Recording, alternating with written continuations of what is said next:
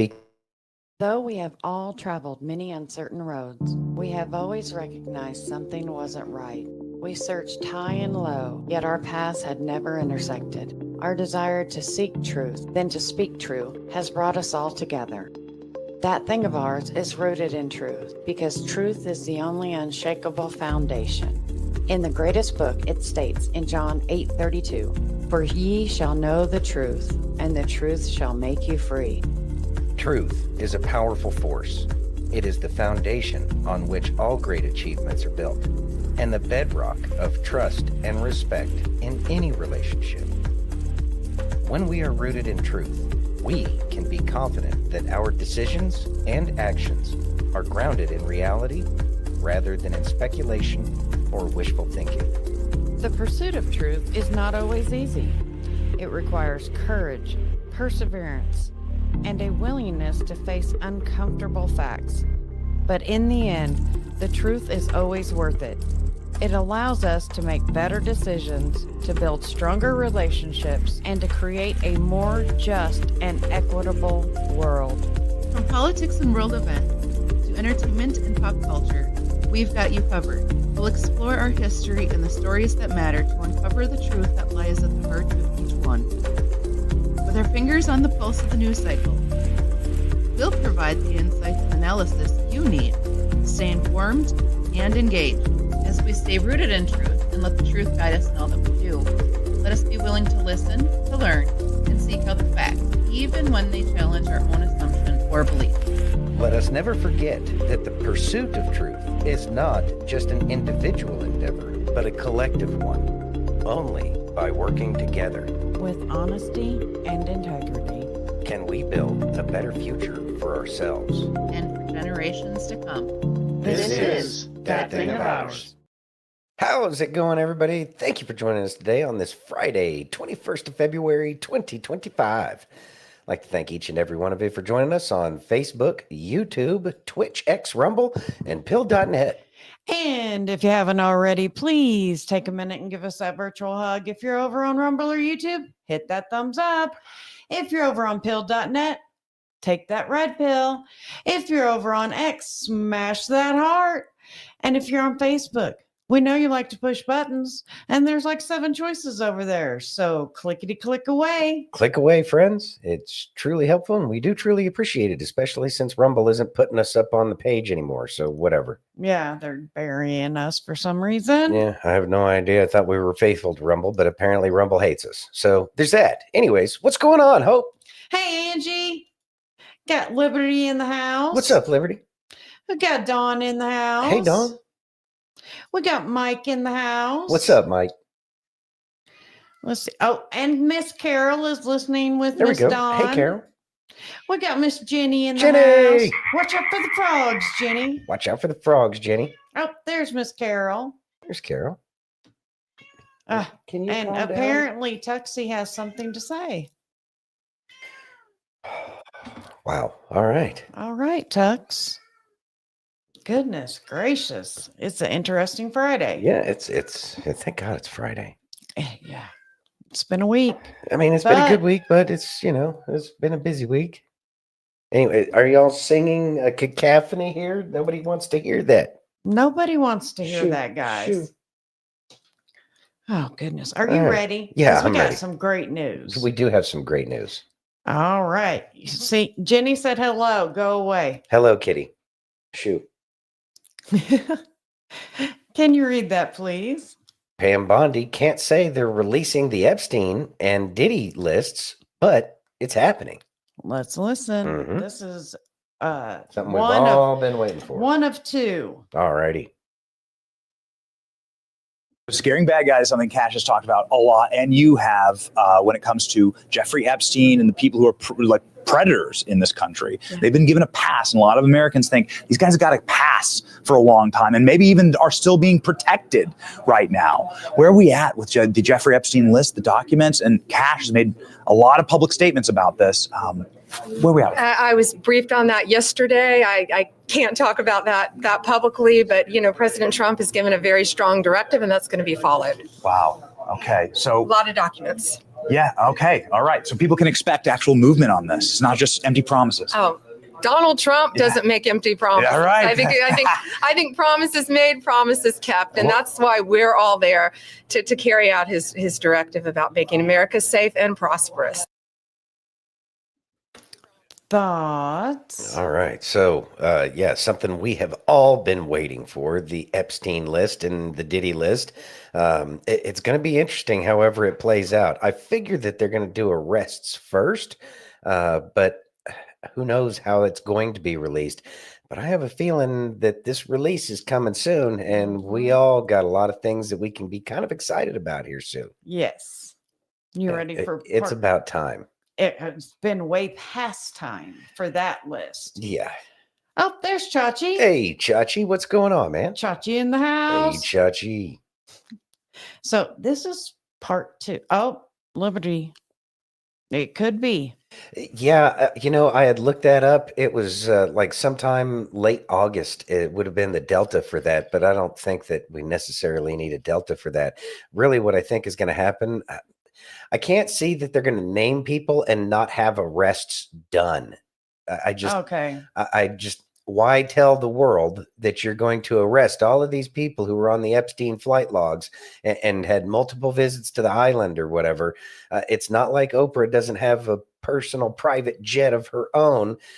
So yeah, how's it really going to play out? Exactly. I mean, she had a, not a boot, but she had the county jewelry on her ankle there. Yeah, that thing. Yeah, she had the ankle bracelet, tracking ankle, whatever thing on for a little while. They were trying to hide it in the boot, and I remember there was all that. So maybe she's not going to go anywhere.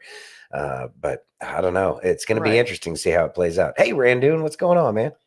Jenny says Diddy's lawyer quit after Kash got in. Yeah, I know. I saw think that too, that's Jenny. hilarious. Yeah. Well, one of his 5 or 6 lawyers. Yeah. I can't imagine having to take that. But yeah.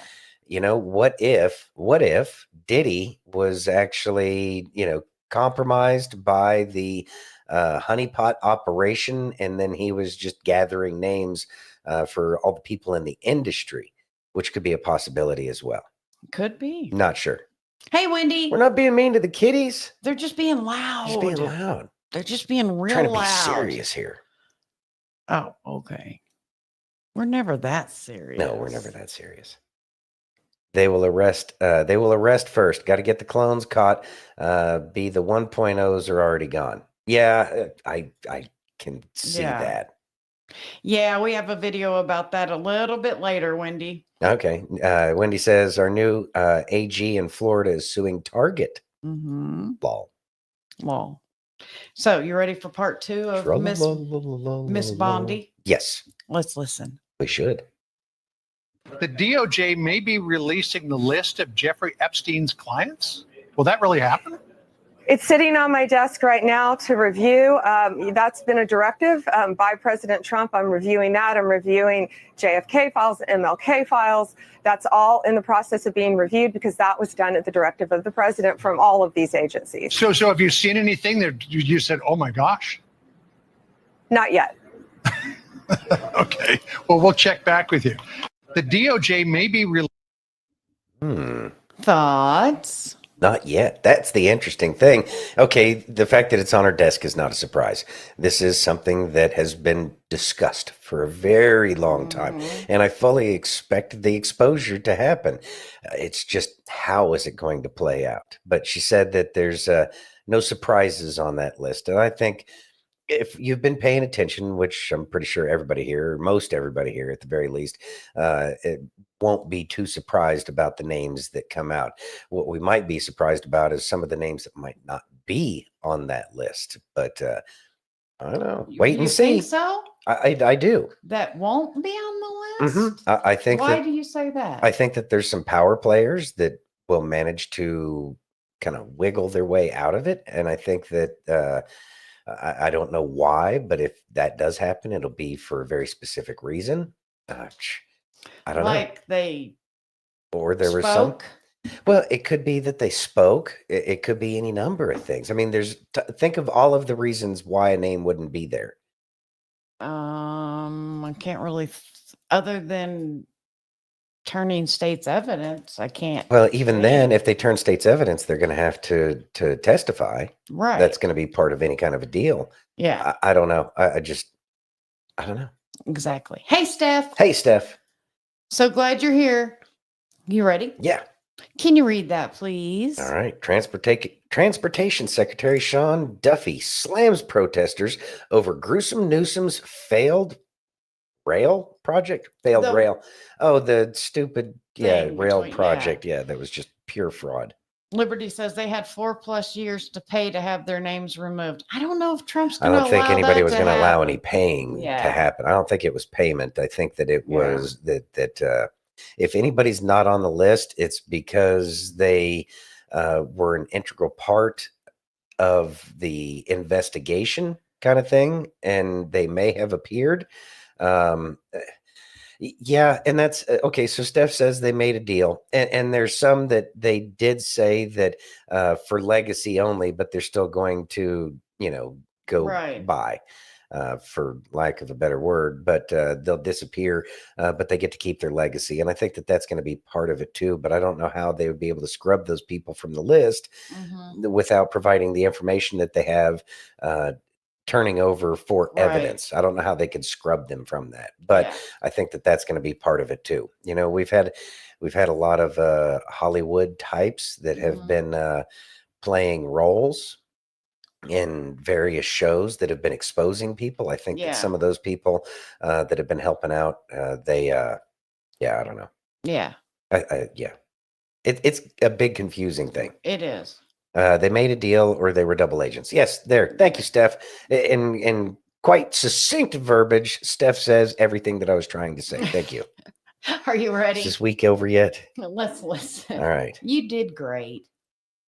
I want to address the protesters for a moment, if I could. I think they were chanting, build a rail. It's been 17 years and $16 billion, and no rail has been built.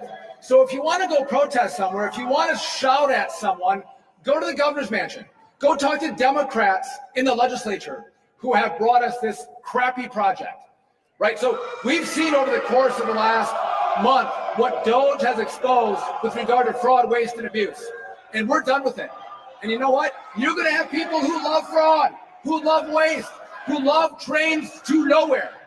But all of us up here, we do not love fraud, waste, and abuse. We are going to use the taxpayer money efficiently and effectively, and this is a boondoggle.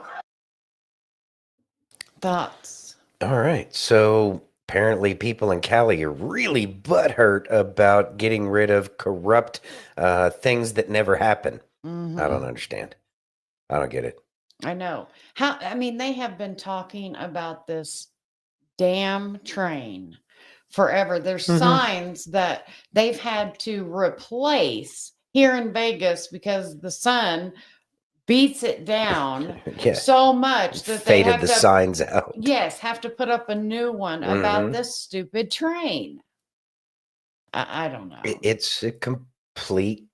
It's just completely fraud driven. Otherwise, something could have been done. Yeah. How much money have they spent on that rail? And how much did it cost? And how did if something's going to happen, like the Transcontinental Railroad, Mhm. there were people and they gave them pickaxes and they gave them sledgehammers and they gave them rails and ties and railroad spikes, and they built a railroad. There's nothing out there. Nothing at all. No. It's all a waste. And it was originally supposed to go from LA, and then they changed it to Bakersfield to Las Vegas. And it's like, what are you doing? It keeps Yeah. getting shorter and shorter. Nothing ever starts. They got 100 yards of it done or something stupid like that. Yeah, it's not a lot. Yeah. So nothing's been done with billions of dollars. Billions. Yeah. And that's criminal. Yeah. Sadly, is. people from California, and this is why nobody likes Californians in their damn state. Mhm. It's because the Borg, the hive mind of we do what the TV tells us to do, and these are the people that are whining about it. Yeah, exactly. Mike says, Kash seen the list 4 years ago. I'm sure people have been preparing for this for a long time. I agree with that one. Mhm. Jenny says, I saw that some are protesting because they lost their jobs. I've got some opinions on them losing their jobs because it's like, what have you done for the country? Yeah. You're ineffective. It's absolutely no use whatsoever to have you around. So, not sorry. Not sorry. Hey, Everett, thanks for joining. Thanks for joining. Brandon said, was the Transcontinental Railroad for us straight, was the Trans Railroad for us straight people? Who knows? But yeah, there we go. It's too late now. No, it's not. Still good. Jenny says, so Epstein Island isn't on U.S. soil, right? So that means that a pardon means shit for certain people, right? Mm-hmm. So that's a good question. I think she's correct. But the thing is it's a direct attack on the U.S. and the people because people were kidnapped, American citizens that were brought to that island. So it's an international thing at that point in time. Very much the CIA and FBI should be involved to protect American interests. Mm-hmm. And it's right off our shores. There were American citizens going there. It is something that's important. I don't think the pardons are going to play a part at all. I think that the pardons in the end were fraudulent because they were designed to cover fraud. And I don't think that was ever the intent of the pardons. And I think that one might get hashed out in the Supreme Court. Hey, Peg. Hi, I saw you on dropping off a thumbs up before I unplug for a bit. Long day. Have a blessed weekend. And you have a blessed weekend as well. Thank you very much for stopping by. Yes. Wendy says, I was just watching live before coming here. The Proud Boys were in D.C. One of the liberal protesters was yelling in the leader's face with the megaphone. He knocked it out of her hand and got arrested for doing it. I mean, the megaphone... Well, that's another court case altogether. And then the whole thing with the Proud Boys, from what I understand, that's mostly Fed front anyway. Mm-hmm. Yeah. Jenny says the pardons are only for crimes in the USA. Well, then that would make sense. Yeah. Because technically it's not in the US. It's not. Yeah, no, our laws technically don't matter anywhere else if they choose to not care. Exactly. You ready? So we can choose to not care about theirs. Well, yeah. There you go. I think it's a good thing that that would work beautifully for Ukraine and the corruption out there. Mm-hmm. That'd be awesome. It's going to be interesting to see how this whole thing plays out. I think we're all going to get a big education on the law. Oh, I think so. Yeah. You ready? Mm-hmm. Can you read that, please? Senator Josh Hawley says Democrats walking in the halls of Capitol Hill are demoralized. Let's listen. Oh, man, don't be demoralized. Why would you be demoralized? And you walk around in Washington. What does Chuck Schumer say when he walks past you? What do all these Democrats say when you guys are walking around? I know you lock eyes. I think that the word I would use is demoralized. Jesse, they don't know what to do. I mean, they're out here defending USAID. They're defending billions of dollars spent on transgender operas in Peru. I mean, make my day. Go ahead. You can defend that all day long. We'd love to talk about that. You want to run the next election on that? Go right ahead. The problem is they're the party of the corruption in government. They're the party of pardons for Hunter Biden and all of his cronies and pardons for criminals and rapists, which is how Joe Biden left office. They're the party of entrenched power. And as Trump exposes the corruption, he's exposing their agenda and the rot in their agenda. They don't have anywhere to go. And I think that's what you're seeing. Yeah, it's fun. Thoughts? It's an indefensible position, and that's what Senator Hawley's getting at there is that, yeah, go ahead. Let's have this discussion about these trans comic books in Peru or whatever the hell it is. It's the people in Peru. Is it going to make their lives any better? No. There's absolutely no benefit to what they've been wasting, setting our money on fire on to go send it all overseas when there's Americans that are suffering. It is an indefensible position. Everything that they can say is just going to show how corrupt these people are and how tone deaf they are. And so they can't. That's why everybody in the Democrat Party is walking around all murpy and everything, because they They got nothing, and they know it. So merp away. Merp. They're so sad. Yeah, of course they're sad because they got caught. That's the only reason why they have any remorse whatsoever. Yeah. Because they got caught. They don't understand the concept that they were doing anything wrong. They only understand the concept that they got caught. And that's sad. It is sad, but it is what it is. Yeah, exactly. How about some Kelly? Yeah, we could use some Kelly. Let's listen. Hey, Christian, can I ask you a question today? And I really want you to think about it. If someone on the street walked up to the average Christian and said, "Can you tell me about Jesus?" What would they say? Would they say something like, "Jesus loves you. He died on the cross for you. He has a call and a plan and a purpose for your life. He wants to bless you. He wants to change your identity, make you into a new person. He brings hope. He brings joy. He will provide all your needs." Does that sound familiar? And while all of that is 100% true, what if? What if the person who was asking about Jesus then said, "Yeah, but I have cancer. I have less than 24 hours to live. Jesus loves me. Then why is he letting me die? He has a plan for my life," you say. "Well, I'm not a fan of his plan. Oh, he brings hope and joy." Not for me. I know. You see, this right here, this is the reason we have so many deconstructing. This is why so many are walking away from their faith in Jesus. Somebody sold them a product that just didn't live up to the hype. You see, my friends, the truth of the matter is this: Jesus does love you, and he does have a plan and a purpose for your life. He does want to bless you, but that is not the gospel. Look, we have been signing up people for decades on the hope and promise of what Jesus will do for you. Raise your hand, say this prayer, and Jesus will give you a new life. You'll be blessed and highly favored. Come get the free gift. So they raise their hand and say a prayer, then walk out of the church and go back to the same life they were living before. But now they're expecting it to be blessed because they raised their hand and got Jesus.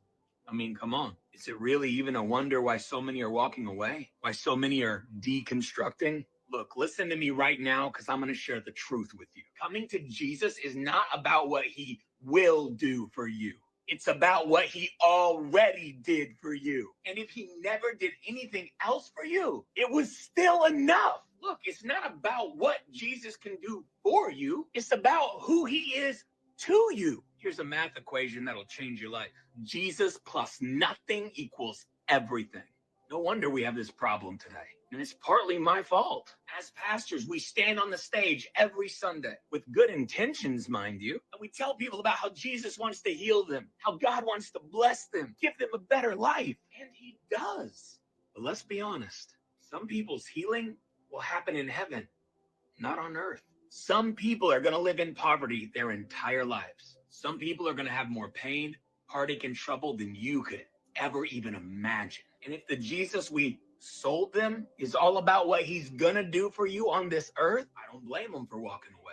You see, the true gospel message is this: you deserve hell. You're a sinner, a horrible person. We all are. The wages of sin is death, and that is what we all deserve. But then Jesus was willing to pay the price that you and I never could. Not only was he willing, but he did pay the price. And he made a way for you and I to not only escape hell, but to enter into relationship with his Father, which was the plan all along. Jesus went to the cross and took all the sin of the world onto himself. He took our sin so that we could have his right standing with his Father. He paid the price, and now you have a choice. You can repent of your sin and give your life to Jesus, which means you change the way you think, and now you live differently because your life is not yours anymore. It belongs to him. Or you can just keep living however you want and completely reject the gift that Jesus died to give you. The choice is yours, but understand this. This life right here, 60, 70, 80 years, is but a vapor compared to eternity. This life is short, my friends. Eternity, however, is forever. And if Jesus never, ever, ever, ever, ever did another thing for you on this earth, making a way for you to spend eternity in paradise with his Father, that was more than enough. Listen, if you came to Jesus for what you can get, besides relationship with his Father and eternity in paradise forever, you came for the wrong reasons. To the person dying tomorrow, the promise of a blessed life means nothing. But knowing where they're going to spend eternity after they die, oh, Oh, son, that's everything. So let me encourage you today. Share the gospel, the true gospel, the gospel of Jesus plus nothing equals everything. Our God is so good, and he does have amazing things in store for you in your life. But the reality is, nobody knows if tomorrow's going to come. So evaluate your life today. Make sure you're in this for who Jesus is to you and what he's already done for you. And know that you know that you know that you know if he never did another thing for us on this earth, it wouldn't matter, because what he did is more than enough. And think about that for a minute. Thoughts? Hey, Sheriff Hector, what's going on? All right, so Jesus plus nothing equals everything. And I think that a lot of people, and some of this can, I mean, everybody tries to say that you can receive whatever healing, because that is something that Jesus can do. He can heal. But why does he choose not to heal certain individuals? I can't answer that question. And I think that some of this is part of the, if you believe in Jesus, you're going to get all this money, or all of your problems are going to be fixed. But that's not the case. And that's really not what the promise the Bible makes. It's not the promises in the New Testament either. When he comes back, those promises will be fulfilled. But until then, we got to hold on to what we got. And not only that, are we walking in that path just because you go to church? Okay, I believe, and poof, you're saved. No, we got to try to walk the path too. So there's a lot going on. And I understand that people that have a short amount of time left, and keep in mind, tomorrow is never promised. We have no idea. 20 minutes from now, who knows what can happen, right? So what do we take from this?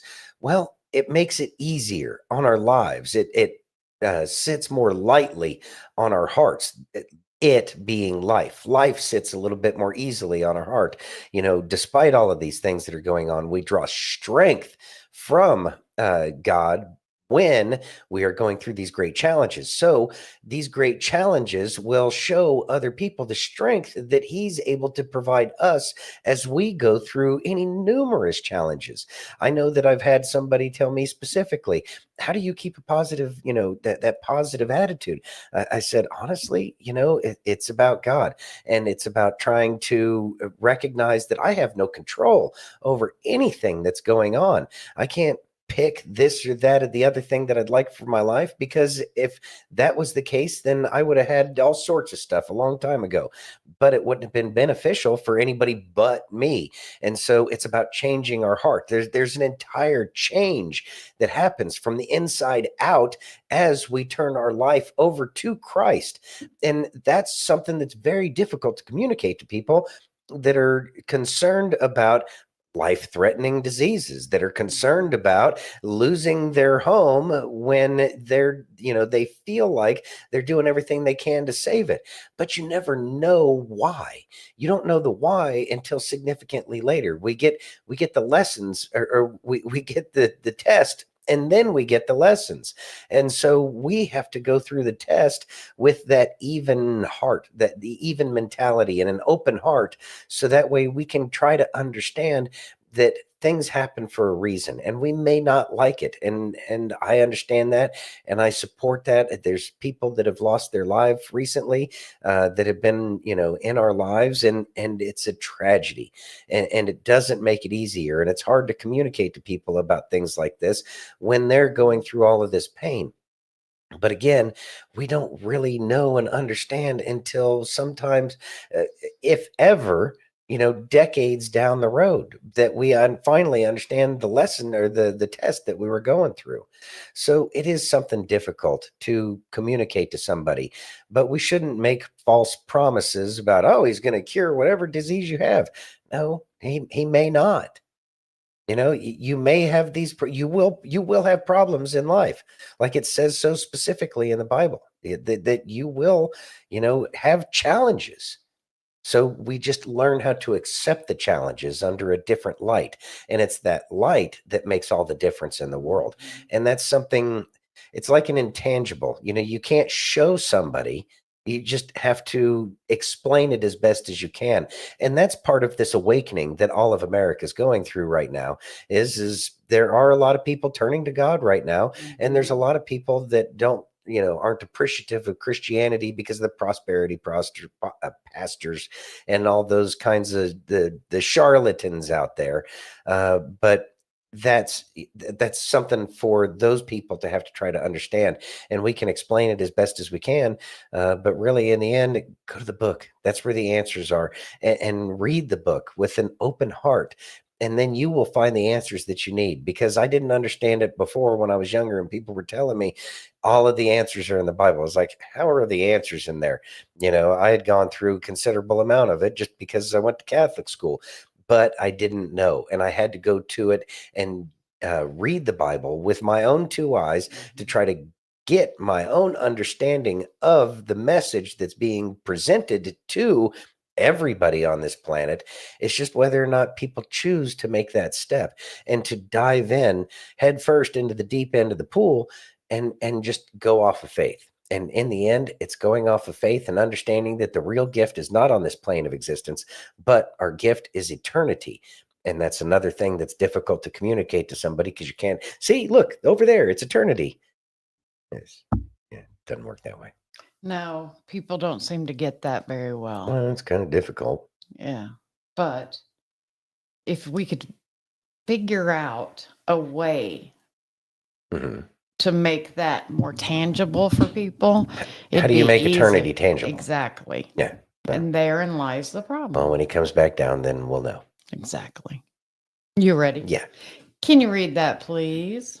Yes. Or actually, no, let's just listen, because that's just a headline. Okay. Ready? Yes. Do solemnly swear I, Patel, do solemnly swear that I will support and defend the Constitution of the United States that I will support and defend the Constitution of the United States against all enemies, foreign and domestic, against all enemies, foreign and domestic, that I will bear true faith and allegiance to the same, that I will bear true faith and allegiance to the same, that I take this obligation freely, and take this obligation freely, without any mental reservation or purpose of evasion, without any mental reservation or purpose of evasion, and that I will well and faithfully and that I will well and faithfully discharge the duties of the office on which I am about to enter. discharge the duties of the office of which I am about to enter. So help me God. So help me God.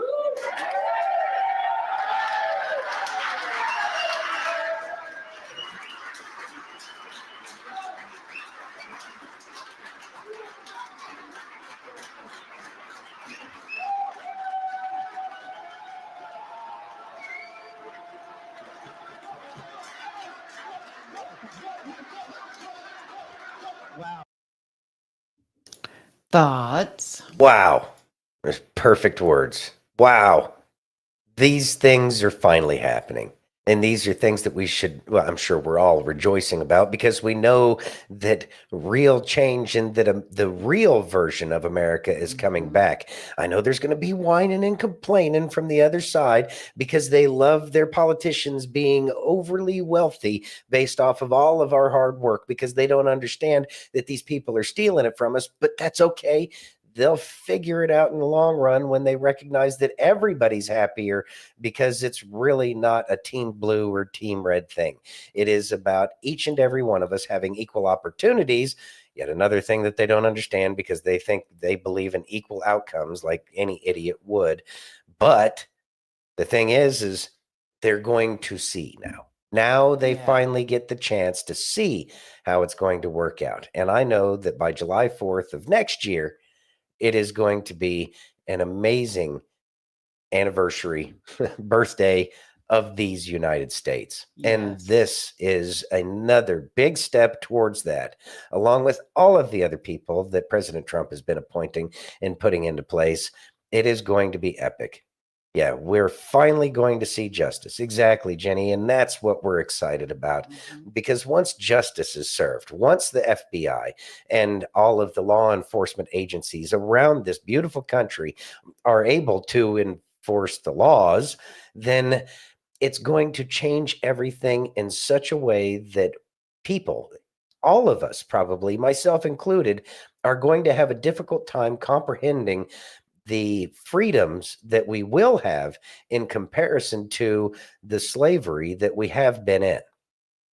Chachi says, crazy how we're seeing all these swearing in ceremonies now. I don't remember any from the Biden administration. I don't think anybody cared. I don't think anybody cared about the Biden admin, people getting sworn in. They probably didn't. And I think this is what you're getting at is they may not have even sworn these people in properly.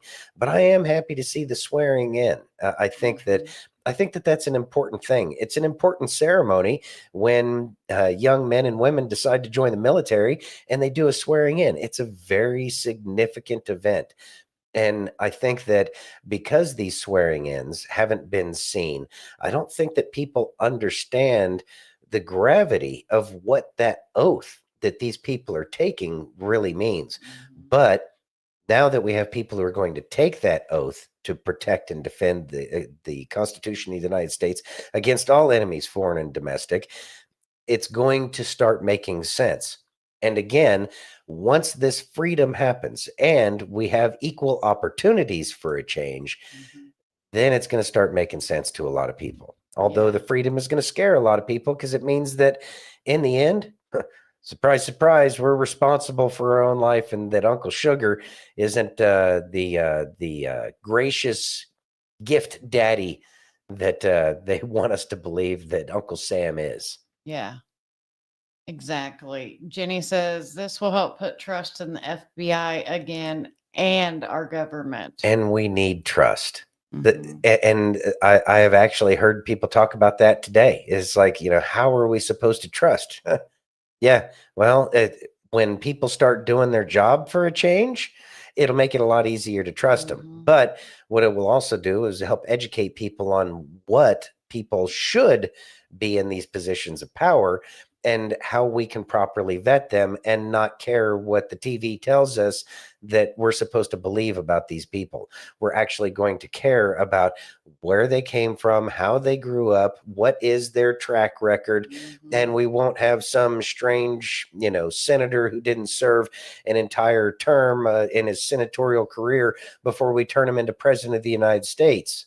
We might learn things that his wife said, dude, before we put him in the office of the president of the United States. Chachi says, also, guys, if you would pray for my son, his name is Xavier. He lost his job last Friday and his girl broke up with him this week. Double whammy. Oh, man. Yeah, definitely, Chachi. Prayers are going to go out to your son, Xavier. And I don't know a whole lot about it, but that's pretty awful that she would dump him at that point in time. Yeah. But sounds like it might have been a gift. But then again, we might find that one out, a little bit further down the road. Right. Unfortunately. But it frees up lots of opportunities for that young man to do the things that are best for his life and understand more about himself. Not the easiest lessons right now, but he will definitely be in our prayers, Chachi. Thank you for letting us know. Yeah. You ready? Mm-hmm. Here's Cash's full speech. Let's listen. All right.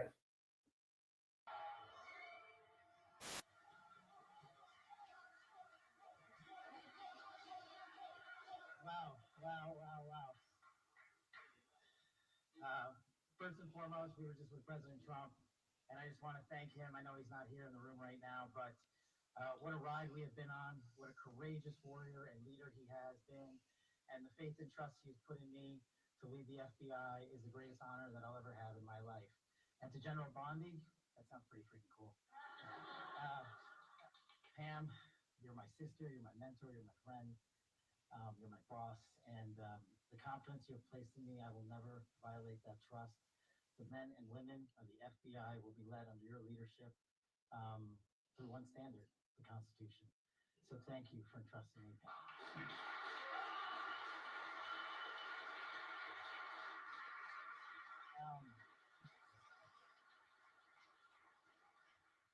Man, this is effing crazy. So obviously you don't get here alone. I'm here because of God. I'm here because of my family, and I'm here because of my friends. And you're literally in this room because you made it happen. My sister, Nisha, my nephew Aryan flew in from London just to be here. My beautiful girlfriend Alexis is here. Yes, I agree. My aunts and uncles are here. They come from all over the country. I am living the American dream. And anyone that thinks the American dream is dead, just look right here. You're talking to a first-generation Indian kid who's about to lead the law enforcement community, the greatest nation on God's green earth. That can't happen anywhere else.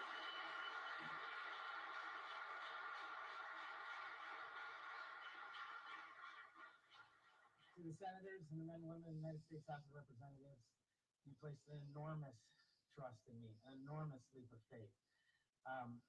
One that I didn't know that I could possibly earn back, but I'm going to spend every single day on this job doing so.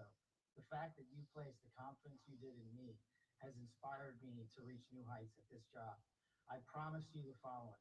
There will be accountability within the FBI and outside of the FBI, and we will do it through rigorous constitutional oversight starting this weekend.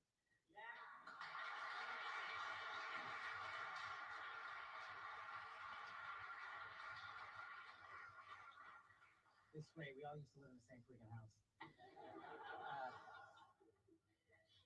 Yeah, I don't have any prepared remarks. I wish I could go around the room and, tell a story about how each and every one of you have magically touched my life to put me in this position. What a roller coaster ride it has been. I do know that.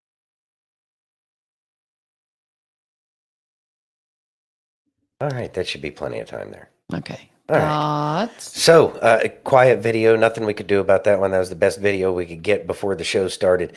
It's kind of funny that he didn't have any prepared remarks, but something that I will say is that people do appreciate a short speech by people when they're incoming or outgoing, because nobody wants to stand there and listen to somebody rattle on and on, prattle on and on and on forever and a day. And it was short, sweet, to the point. We're going to get to business. Thank you for your trust in me. That's exactly what those speeches need to be, because those are the things when you have somebody who's retiring or there's a change of command or whatever the case is, and you listen to these people talk for an hour or whatever, like they're giving out their resume or something. So that way it's all about them. Whereas somebody like Kash here, who just gave a short speech to the point, it tells me that he's more focused on the job as opposed to worrying about coming up with some kind of fabulous speech that's going to inspire the masses.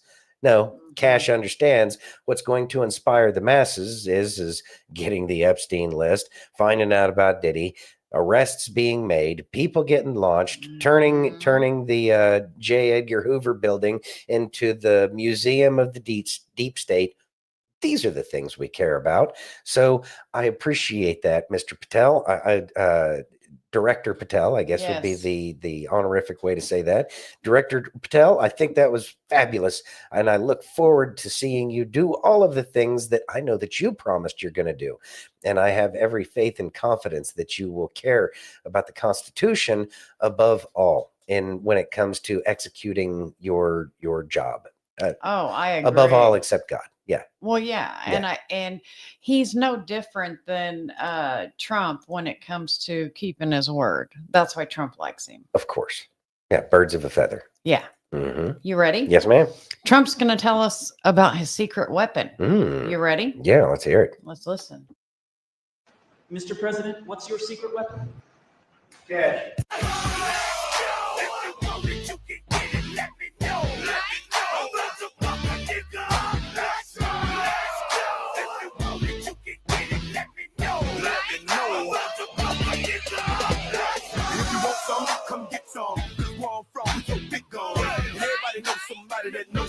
That knows something about it. And I won't answer now. Who, what, where, why? See, a lot of dudes like to act the fool now. Get on live, but that ain't my style. So who we gonna get? Thoughts? That is definitely President Trump's secret weapon, but I think it's because Kash is from Dem Woods. What woods? Wish a motherfucker woods. Right?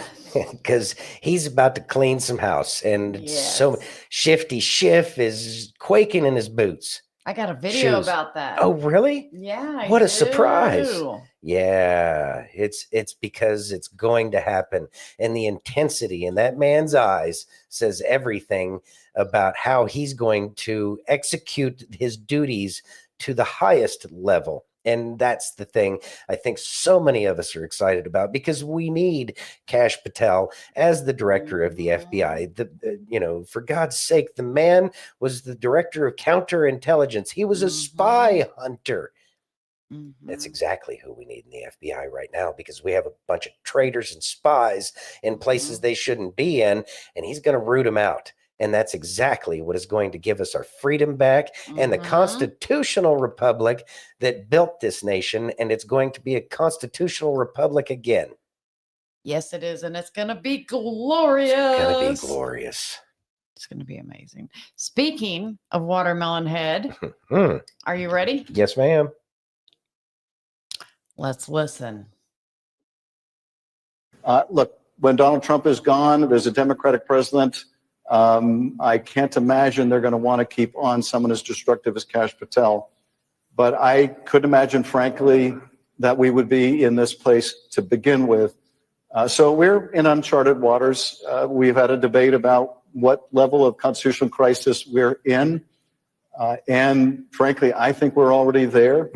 And yes, it can get worse if they just start ignoring court opinions.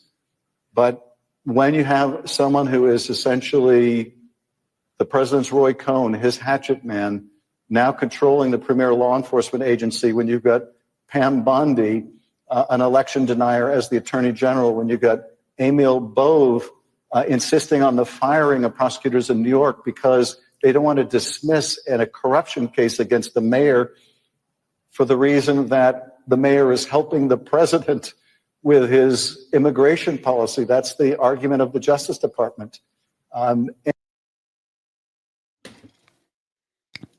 Thoughts? Nervous, scared, redirection. Admit to nothing, deny everything, make counter accusations. That's exactly what they've been doing.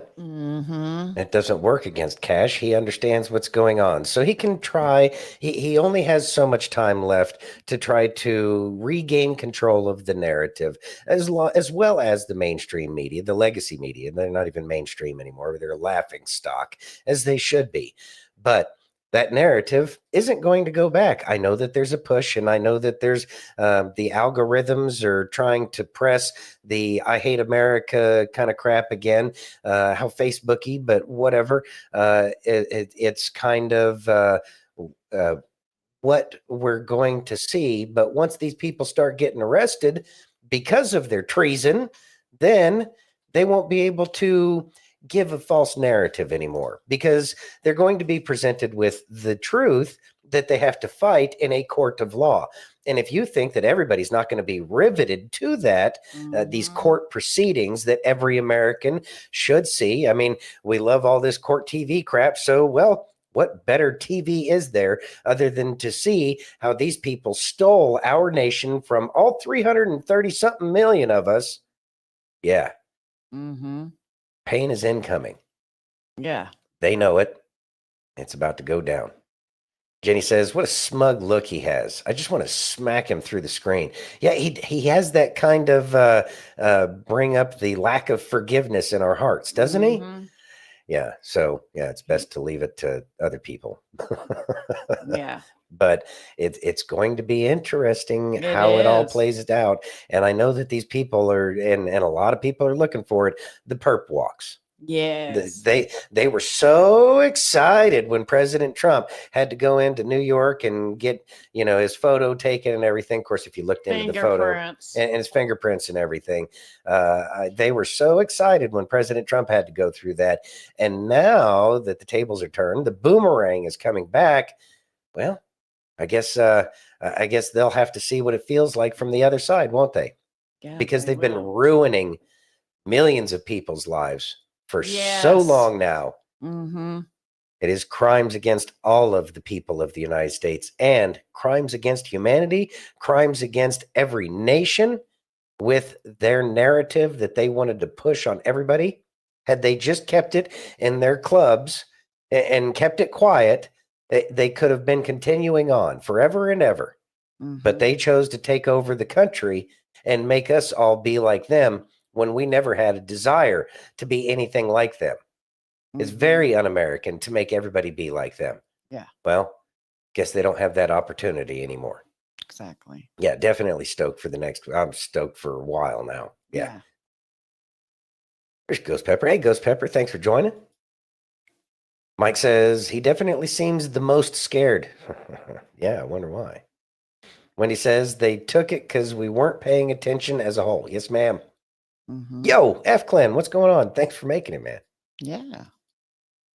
There's going to be a lot of good then and now memes coming out soon. Oh, yeah. Oh, yeah. Yeah, there's going to be a lot of, I can feel the phrase that didn't age well coming up a lot in the future. Yeah. A lot of old ex posts are going to come up. Yeah, it's going to be interesting. Wendy says, those of us pointing it out this whole time were crazy. Yeah, that's what they wanted everybody to believe. Yeah. Been stargazing. Oh, that's nice. That's nice. Beautiful. Yeah. You ready? Yeah. Let's listen. Alrighty. Let them judge you. Let them misunderstand you. Let them gossip about you. Their opinions are not your problems. You stay kind, committed to love, and free in your authenticity. No matter what they do or say, don't you dare doubt your worth or the beauty of your truth. Just keep shining like you do and keep them haters mad. Thoughts? The real beauty of that wisdom is you worry about you. The haters are going to hate. Doesn't matter who they are. They're going to come and they're going to go. They're going to disappear. New ones are going to take their place. That's just the ebb and flow of life. You don't worry about other people. You worry about yourself and what you've got going on. Because if you get distracted from whatever you have going on, then you're not busy doing the things that you are here specifically to do. So don't let these other people, the haters, as it said, don't let the haters, make you go off course. Don't let the bastards grind you down. Take, phrase from way back that haven't heard in a while. Don't let them grind you down. That's not your problem. Let them be hateful. Let them worry about you. It has absolutely nothing to do with about you. It has absolutely nothing to do with you other than the fact that they don't like the fact that you're doing something that they could be doing on their own, but they're too busy worried about other people because they're weak. They're weak-minded. They're weak physically, and they don't want to change anything, so they want to keep everybody else down with them. So don't worry about other people and what they say. It has absolutely no bearing on you and your life unless you choose to make it your problem.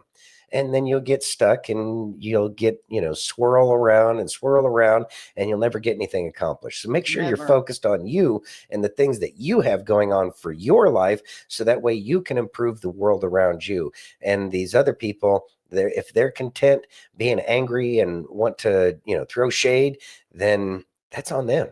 But no use in talking to them or about them, because it's just a waste of your time. It is. It really is. Mm-hmm. Are you ready? Yes, ma'am. This is DOGE cutting government waste. Nice. Are you ready? Yes. You to tell me I'm good at what I do. You're obviously good at what you do. Then why are you always ripping on me? Oh, I understand the confusion. No, I have never said that you are not good at what you do. It's just that what you do is not worth doing.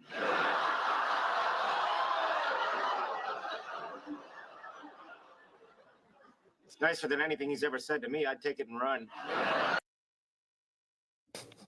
Thoughts? It's not too far from the truth, and it was a very cutting way to say it. The people that are getting cut from all of these extra jobs that are out there, I'm sure that they're great at what they do, and I know that they put their heart into it, and they care as much as a lot of these people care that don't want to go back into work or anything like that because I don't know, they're not getting paid enough or whatever the case is. But the thing is it's so much extra waste because there's multiple people doing the same thing. It's like the 3-man shovel. I don't know if any of y'all have ever seen a 3-man shovel, but it's the absolutely most ridiculous concept on the planet, other than the fact it's designed to keep people busy. And a 3-man shovel is a normal shovel, except for they weld a chain to each end of the back of the shovel, so that way people can pull the shovel from either end, as if there's so much weight carried on a regular shovel that it needs two other people to assist, in which case it doesn't. There's a lot of waste simply because there's multiple people doing what one person can do. And that's not beneficial for all of us. And honestly, when you do such a meaningless job, when it's like that, when you're doing the three-man shovel, you realize that you have no real value add and that it's just a waste, but at least it's a job.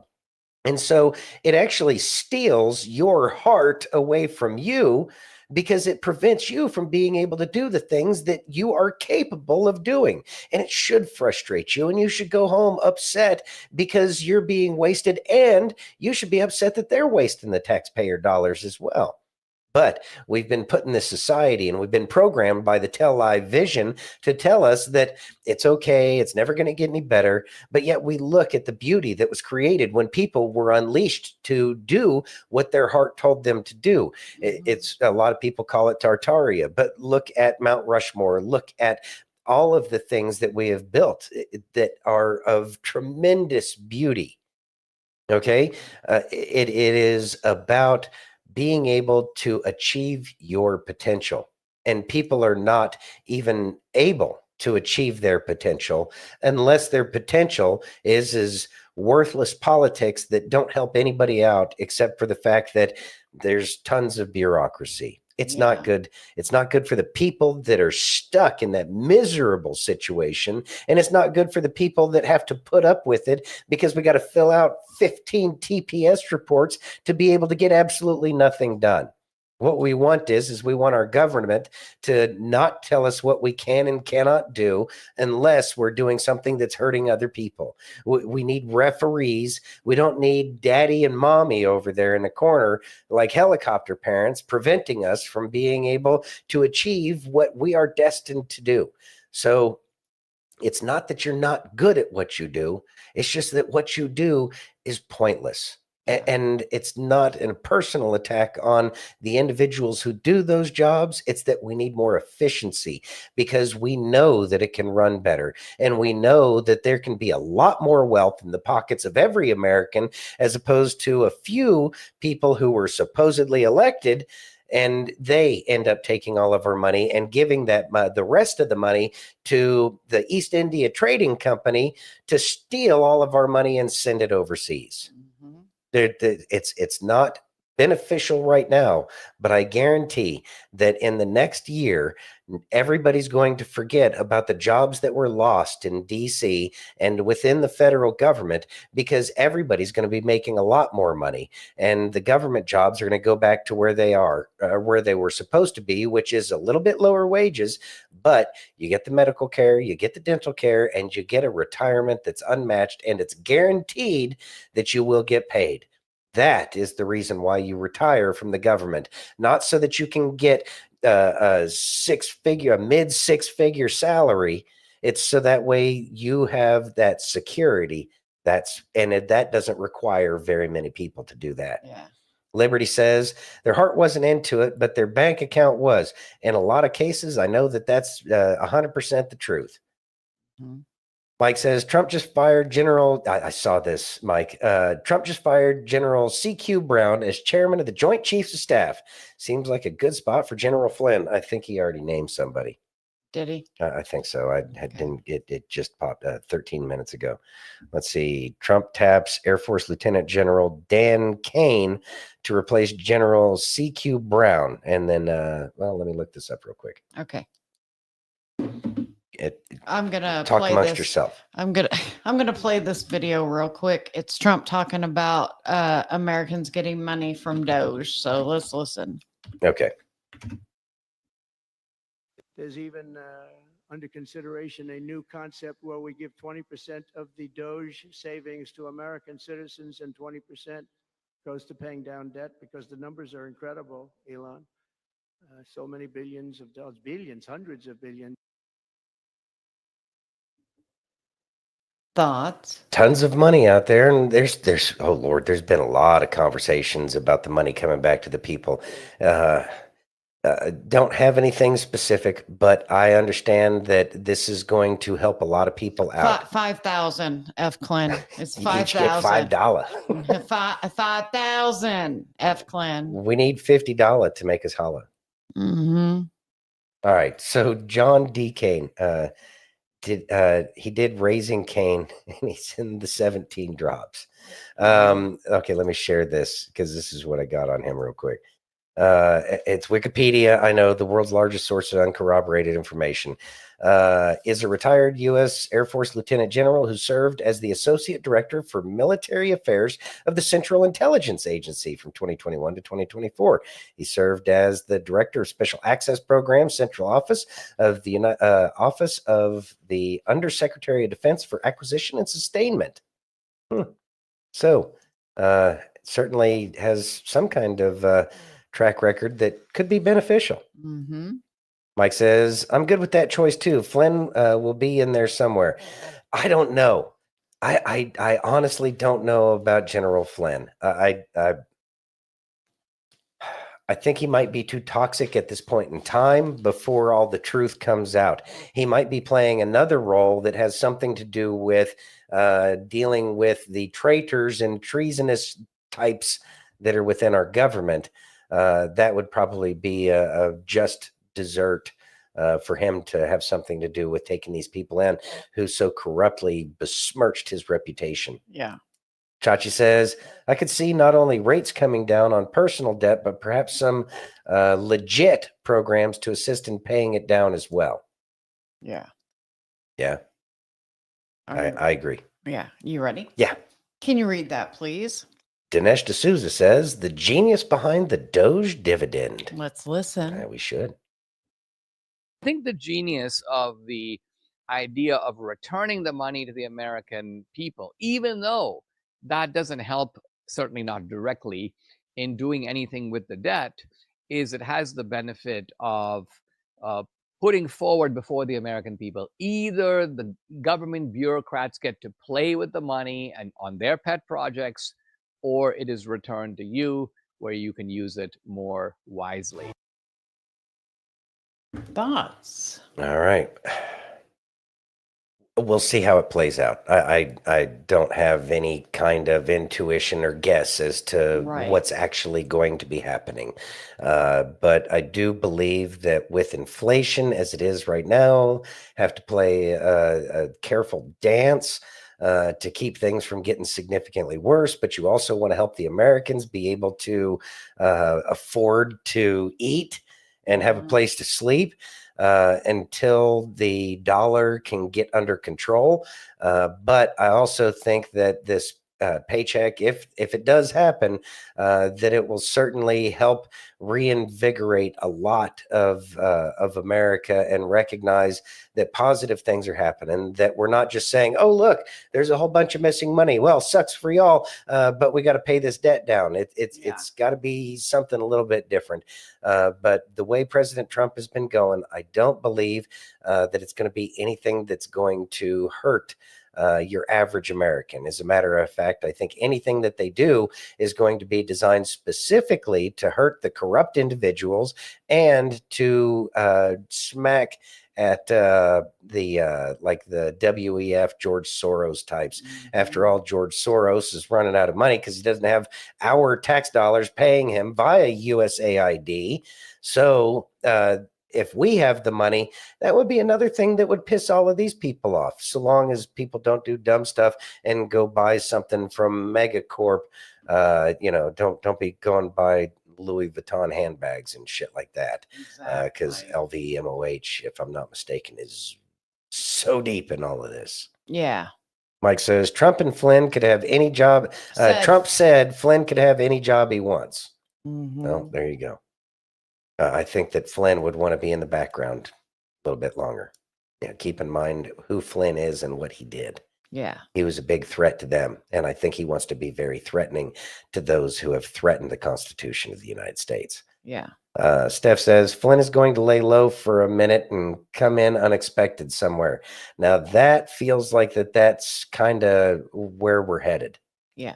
I have a feeling Flynn's going to come out. I just don't think that it's going to be out in the open. I think he's doing something. I just don't think he's doing anything out in the open right now. Yeah. Mike says Flynn was asked the other night at Club 47 if he was going to be in the Defense Department, and his answer was, maybe I already am. So, wonder what he could be doing in the Defense Department right now. Wonder if it has anything to do with Guantanamo Bay. Thank you, Steph. I think that that's kind of where it's at. I think that that's when we're going to see Flynn again is at Guantanamo Bay and the trials and tribunals that I'm sure that he will certainly take part in. Flynn equals special operations to get rid of the Fed. I think a lot of it's he's going to be taking down a lot of things. Skunk says, hey, Skunk, by the way. Hey, Skunk. Don't spend it at Wally World either. Thank you. Do not spend money at Wally World. It's been the greatest threat to small businesses in America because they offer everything. They buy it from China for nothing. They sell it to your average everyday Americans for significantly more than what they buy it for, yet still at the same time able to undercut the local small business owners. So yeah, I'm not a fan of Wally World at all. So yeah, spend wisely. Yes, very much so. Pay off bills, maybe. Yeah. Yeah. Go spend it on fireworks from China or something stupid like that. America. Liberty says Space Force equals Flynn. That's a possibility. Although I think Space Force plays a very different role. I think Flynn is more of the intelligence type. Yeah. That's going to be working in the background. Mike says, good point, Santino. Didn't think about that. Yeah, I try not to think either. Oh, whatever. You're so intelligent. Anyway. Are you ready? Yes. Okay. So this is breaking. The Trump administration is cutting 84% of the staff at the HUD office that funds disaster recovery. Oh, really? In in Western North Carolina. This comes after HUD promised $1.8 billion in funds to Western North Carolina, but the money never arrived. No way. You ready? I am. Are you?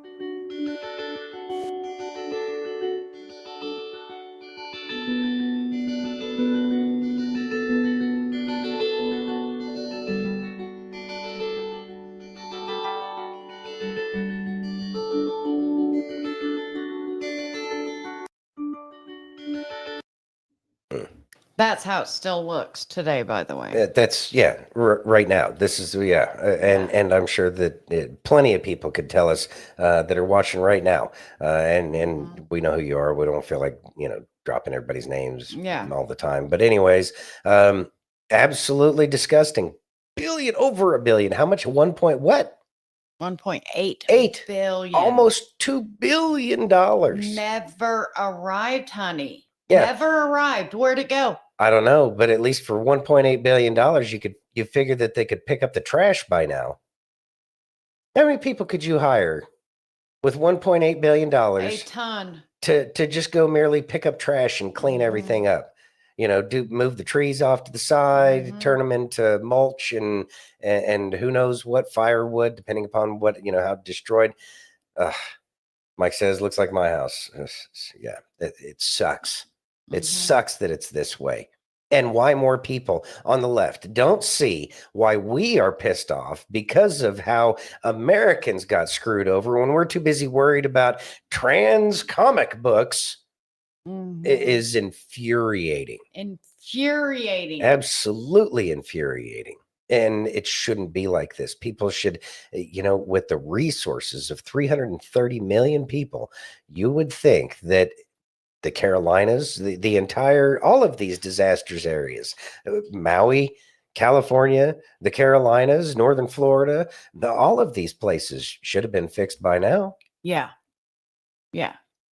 But somehow the money just never arrived. Where'd it go? Did it go on vacation with the flu? And at what point in time is stealing from the government treason? At a certain point, even if it is for selfish reasons, it has to be a crime against all of the people especially when corruption and fraud and abuse and waste is so rampant. You are a part of it. Whether or not you're part of some conspiracy, you're part of the conspiracy just by association. Mm-hmm. And so where does $1.8 billion go? And the people at the Treasury Department that allowed these checks to go through without blowing a whistle, screw you. Yeah. You are 100% involved. You can't unknowingly send checks to an untraceable code and not know that you're doing something wrong. Yeah. Yeah. Steph says, Kay, that was an EF1 that hit about 5 minutes from my house last Sunday. Went right over a friend of mine's house and didn't touch it. Thank the Lord. Amen. Wow. So that was that was not hurricane aftermath. That was a tornado, I guess. But either way, they still suck. If we have an entire agency that's supposed to deal with emergency management, I would assume that the emergencies would go away. So what are we managing in these emergencies? Checks into your pocket? Apparently. Skunk says, when you have this much corruption, it has to be organized treason. Even if it's disorganized treason, it's treason in my book. Yeah, don't care. Don't care. But yeah, it is organized merely by the fact that there's so many people doing it. Mm-hmm. I think that's what Skunk was getting at. Yeah. Exactly. You ready? Yes, ma'am. Let's listen. I just want you to know that everybody who rejected you was beneath you. And here you are walking around with your head hung down thinking that you're not worthy because they rejected you. You got to understand that people who don't like fine dining will go to a fast food restaurant. I am the head and not the tail. And just because you don't have an appetite for me doesn't mean that I'm not worthy. It means that you have cheap taste. Thoughts? Perspective. Perspective is the most important thing when we're going through these attacks in life. Is we don't need to take other people's opinion as facts about who we are. What we need to do is we need to open our eyes and recognize that these people don't see any value because they are valueless themselves, because they refuse to do the hard work to improve themselves in their own lives. Don't worry about what other people think. You worry about yourself and how you are managing your own life. And when other people want to try to take you down, it's just because they're threatened and they can't see the vision that you have. Recognize your worth and recognize that your worth is greater than other people's opinion about what your worth is. Because in the end, they're the worthless ones because they're the ones trying to bring other people down as opposed to trying to build people up. Exactly. They want Finito. They want to absolutely, positively think that they're better than you. Yeah, they want to think it, but they're not right. But it's like that old adage about playing chess with a pigeon. They're going to strut all over the board and knock all over the pieces, but it didn't mean that they won. Right. Just meant that they were too stupid to understand the game that you were playing. Mm-hmm. Same way the left feels about Trump, isn't it? Yes. Notice he's not concerned about what they say other than the fact that he's going to show them. Yes, he is. He's been showing them for a month. Show them. Show them how great you are. Mm-hmm. You ready? Yeah. Can you read that, please? Javier Milei gives Elon Musk the chainsaw for bureaucracy at CPAC. Exactly. And yes, Steph, they do want to make you feel beneath them. Don't let them. Yeah, because then they win. Yeah. Let's listen. Mm-hmm.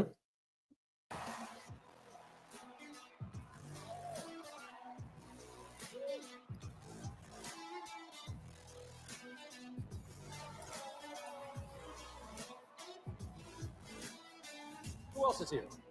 Well, President Milei has a gift for me. Javier Milei from Argentina. You guys know who that is, right?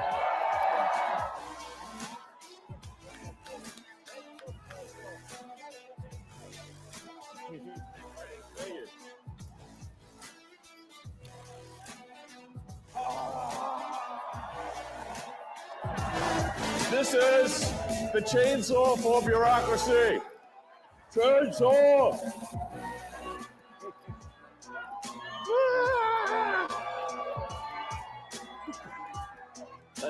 All this gold at Fort Knox, it's the public's gold. It's your gold.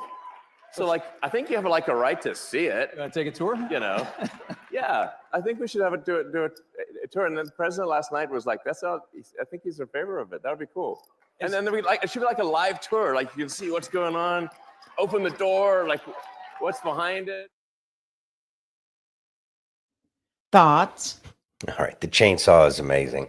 I think it's great, and I know we brought the sink in when he took over Twitter, but it sure would be nice to see that blingy chainsaw as he goes into some of these government offices. But I'm sure that there will be some snowflake, oh, he felt threatened, as if Elon Musk is going to chase anybody around with a chainsaw. But I think it's beautiful, and if nothing else, it needs to go on a desk and just be right there in front. It is probably one of the best gifts that I've seen regarding all of this. Through this entire endeavor that we've been through, I think that that gift, it could only be bested by the soccer ball that Putin gave Trump. Yeah, absolutely. Randoon says, Rand Paul looks like a new actor now. Fatter face and funny hair. Oh, really? Of course, then again, I remember once upon a time, and I haven't heard anything about it in a long time about Rand, but I did hear that there was a possibility that he wasn't exactly a good guy. Mike says Elon should have cranked the chainsaw up on stage. Jackal lumberjack. That would have been awesome.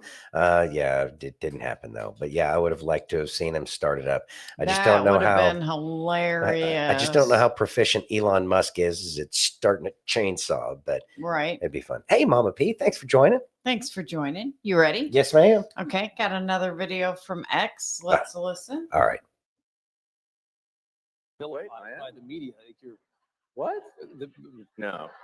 Really? I mean, you turn on some of these channels, brother. I mean, they're angry at you.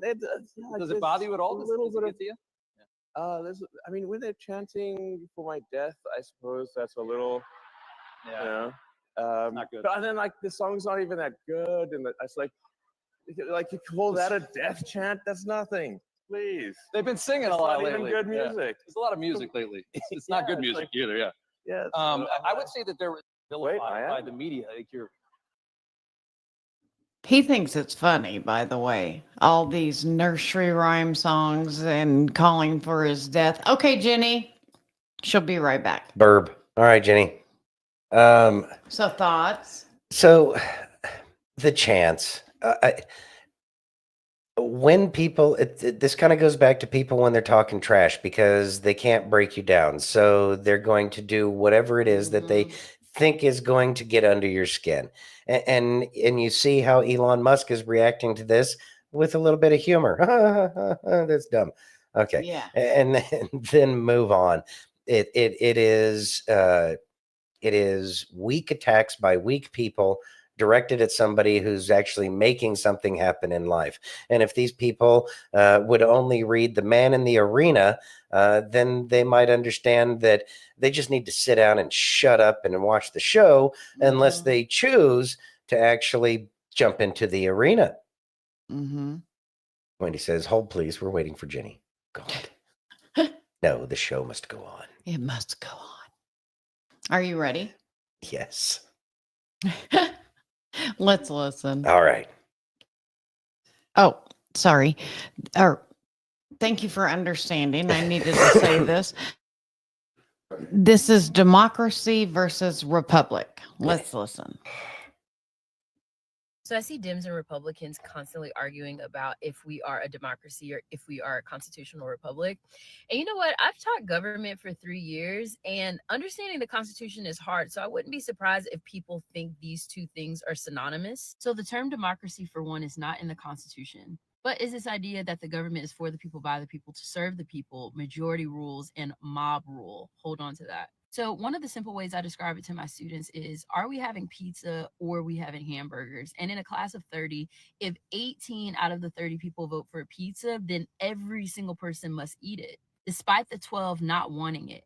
So when you look at the critique that James Madison made in Federalist number 10, he argued against the tyranny of the majority and how it could be dangerous. This is why you have a lot of conservatives emphasize that we are not a democracy, but a constitutional republic, because under a democracy, you would essentially force those minorities to be subjugated to whatever the majority rules, despite their individual rights. Remember, at the start of our country, we have unalienable rights that shouldn't be infringed on.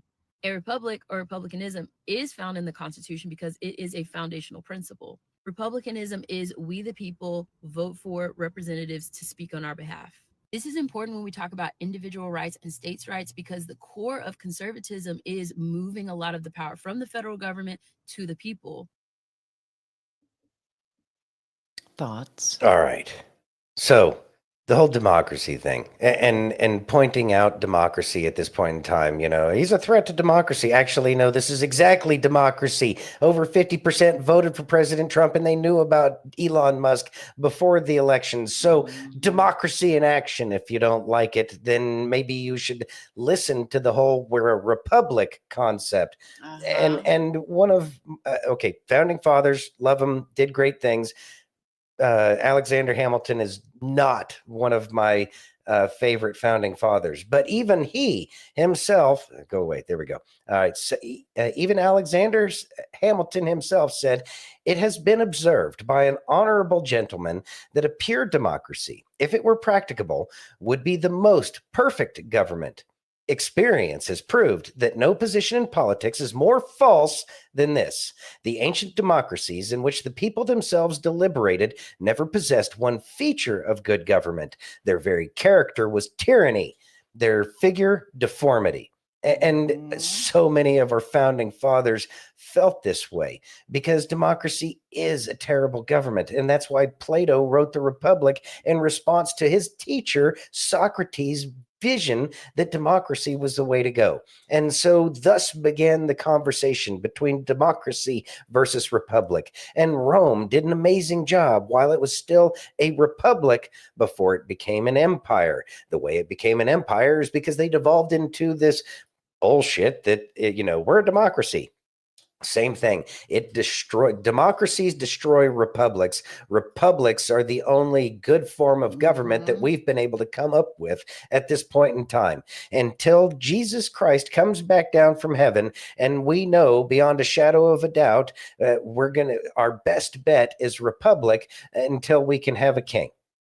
And there's only one king that I'm going to be willing to accept. I love President Trump. I don't think he's Jesus. So therefore, I don't worship him. I don't worship Trump. So in the meantime, we'll stick with the republic as far as I'm concerned. I wish it was easier to explain to people. But when you try to explain to people, when you try to teach a fish to sing, it kind of, or try to teach a fish to tap dance. It kind of is kind of pointless until these people recognize that they're not fish and that we're not trying to teach them to tap dance, that they're humans and that they supposedly have a brain and that they should use it more. It is probably one of the most frustrating things to hear about democracy. But I think that as long as we keep reminding these people that talk about save the democracy, that the democracy is just fine, that's why Trump got elected, then they really don't have a leg to stand on. And then maybe they'll decide to learn what this country actually is. There you go, Skunk. King Jesus. Amen. Amen. You ready? Mm-hmm. Let's listen to Katie.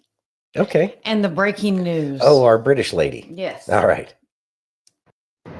Breaking news, not quite in batshit bonkers Britain, where Five Guys, the burger chain, has decided that it will pull sausages and bacon and alcohol in order to be halal compliant.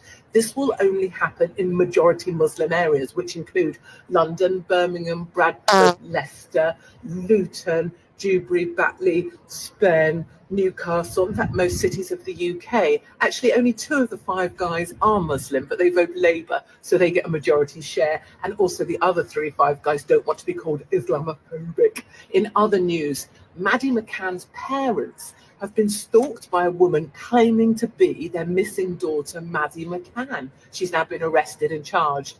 But Maddie McCann's own father knows it can't possibly be Maddie because Maddie was murdered. Anyway, Finally, Trump is going to accept a visit from Keir Starmer. Keir's going to be trying to stick his tongue up Trump's anus, but Trump isn't going to be having any of that. Firstly, because Keir Starmer is about as relevant right now as Betamax, and secondly, because Trump knows where Keir Starmer has been, and that is all the way up Brokeback Mountain with Lord Ali. That's it.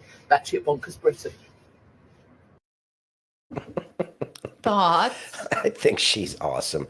She's been good, and she's given me hope that there's hope in England, and excuse me, the United Kingdom. That they've gone so far because they gave up so many of their rights, and I think that this is going to be the very thing to help the UK wake up and recognize that, hey, we're a free people too. That's where the Americans got a lot of their ideas from to begin with. Yeah, I look forward to America doing well and Britain following suit, because I think that a strong Britain is extremely important for the health of the entire European region, which should not be a union. Yes. So there's that. Leave Trump's anus alone, lady. Yeah, she's saying that, yeah, his chocolate starfish will be free from whatever that dude's name was that she even said is irrelevant, and I can't even remember his name anymore. I know, about as relevant as Betamax. Yeah, as relevant as Betamax. Yeah. Yeah, you got to have some age on you to get that joke. Yeah, you do. Yeah, you do. Are you ready? Yeah. Let's listen. A generational curse is something is broken in the family. The kids grow up and they don't want to leave their mother and father and cleave to their spouse, so they stay within the broken system. And now that breaks their marriage, and their children grow up now in a multi-generational, broken, dysfunctional family system. And next thing you know, it's generational curses. It's like, why is this family so screwed up? Well, because nobody will leave and cleave. Everyone is stuck. Thoughts? The family unit's going to need a lot of work here moving forward in the future. And I understand that the way society has been built and the way it's gone, just in general for the past however many years, the family unit has been destroyed. And it's going to take a lot to bring it all back together. But I think that that's one of the most important things that we can focus on is the family unit and building a strong family, and not just husband and wife and children. It needs to be the nuclear family, the bigger family, grandparents, grandchildren, aunts, uncles, cousins. All of that's important, because that is a strong family unit, and it gives a child a reason to feel like they have support that they would not have otherwise. Whereas the way things are going right now, kids are feeling alone. And when they feel alone, they turn to whatever diversion or distraction that crosses their path at that point in time, because they don't have anybody else that is reliable and cares about them as a family member and gets guidance from the family as a whole to ensure that that child is making good decisions despite all of the threats and problems that are presented to children, not only today in today's day and age, but in ages prior as well. The only way to defeat these problems, and the very reason why they wanted to destroy the family unit, is because the family unit is probably the most important thing.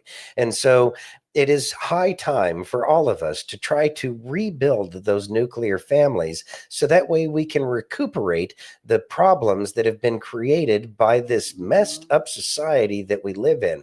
And that way we can create the example with which we need future generations to follow through with, because those strong family units will be the very thing that will prevent what we've been going through and praying for God to send us somebody to save us. It will be, once those family units are strong again, people will make better decisions because the discussions can be had.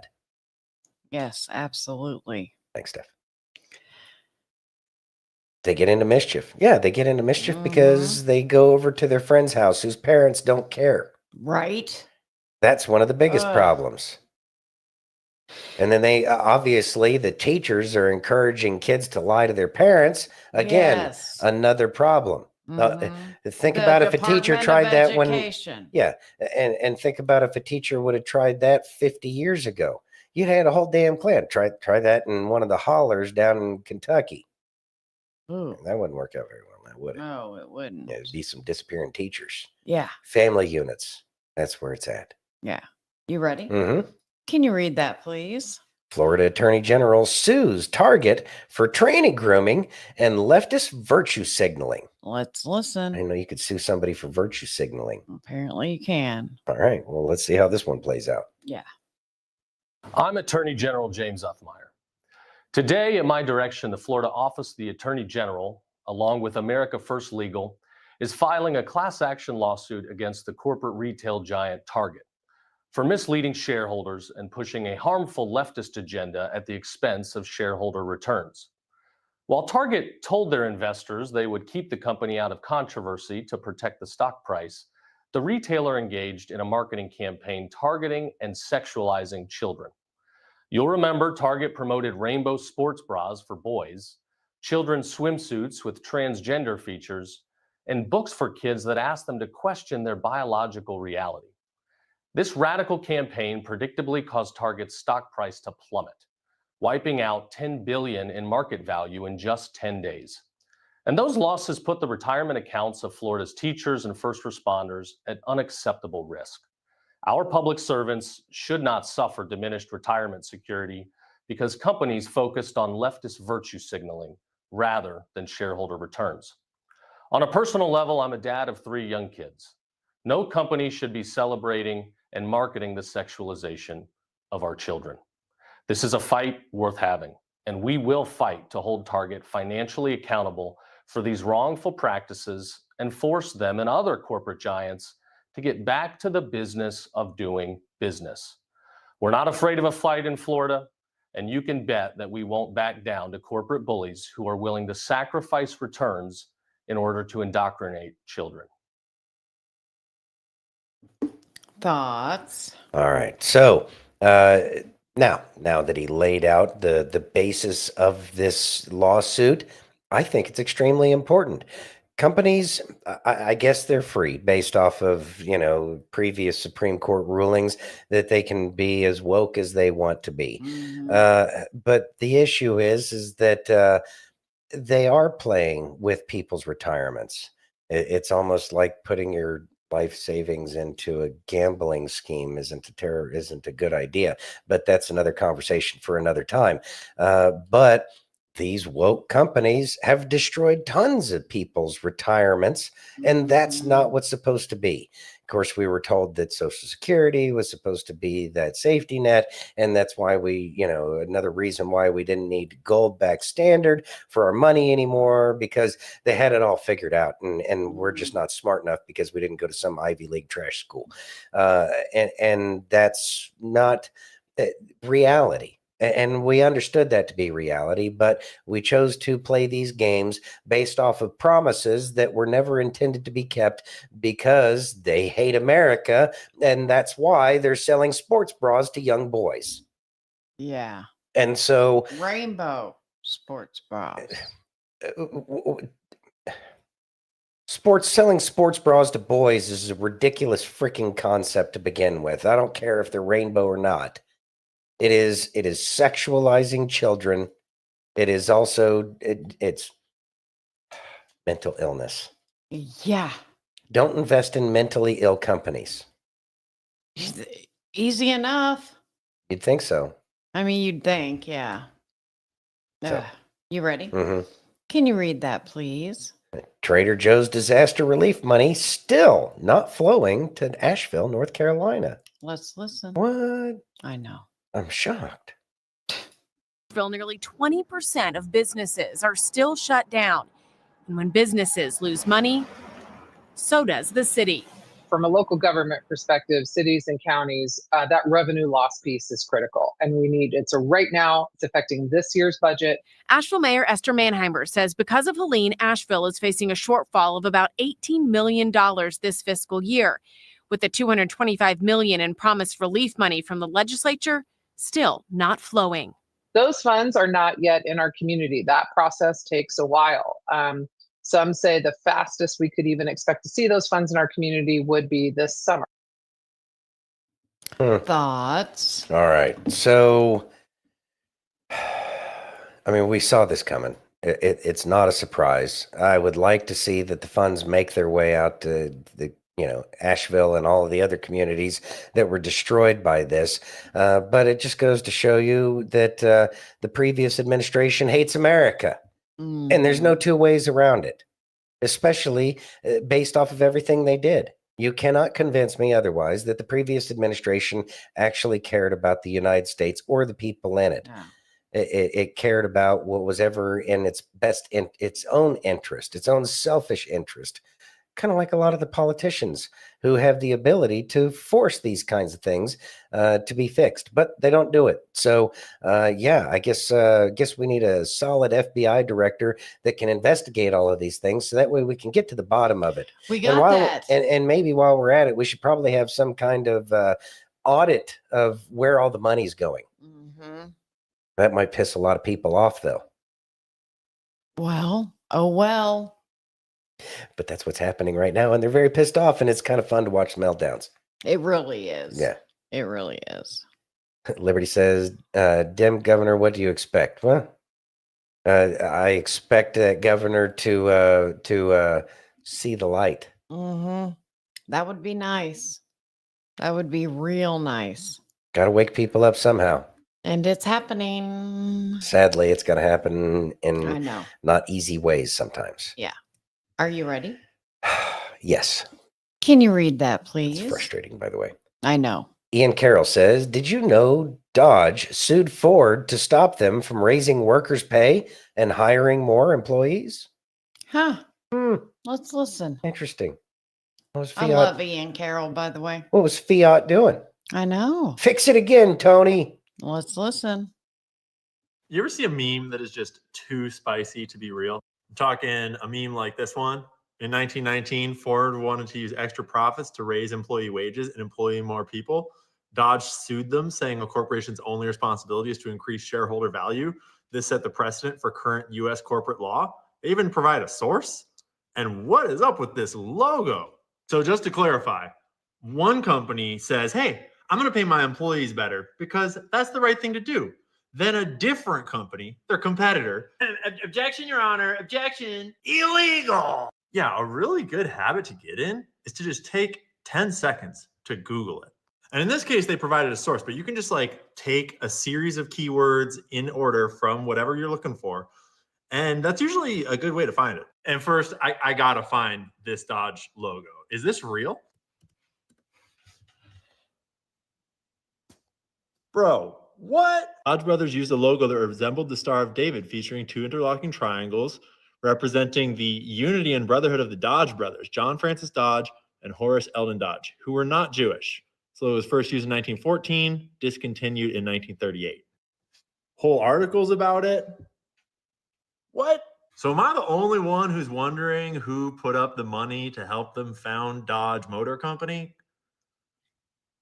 Because that's quite the coincidence. If you know your history of Henry Ford, they specifically addressed this. One popular belief was that the symbol was chosen to anger their competitor, Henry Ford, a notorious anti-Semite, but the Dodge brothers insist that's not what it was. It was just a coincidence. But anyways, then just type in the information you're looking for. In 1919, Dodge sued Ford over raising employee wages, and voila. There's the Wikipedia article.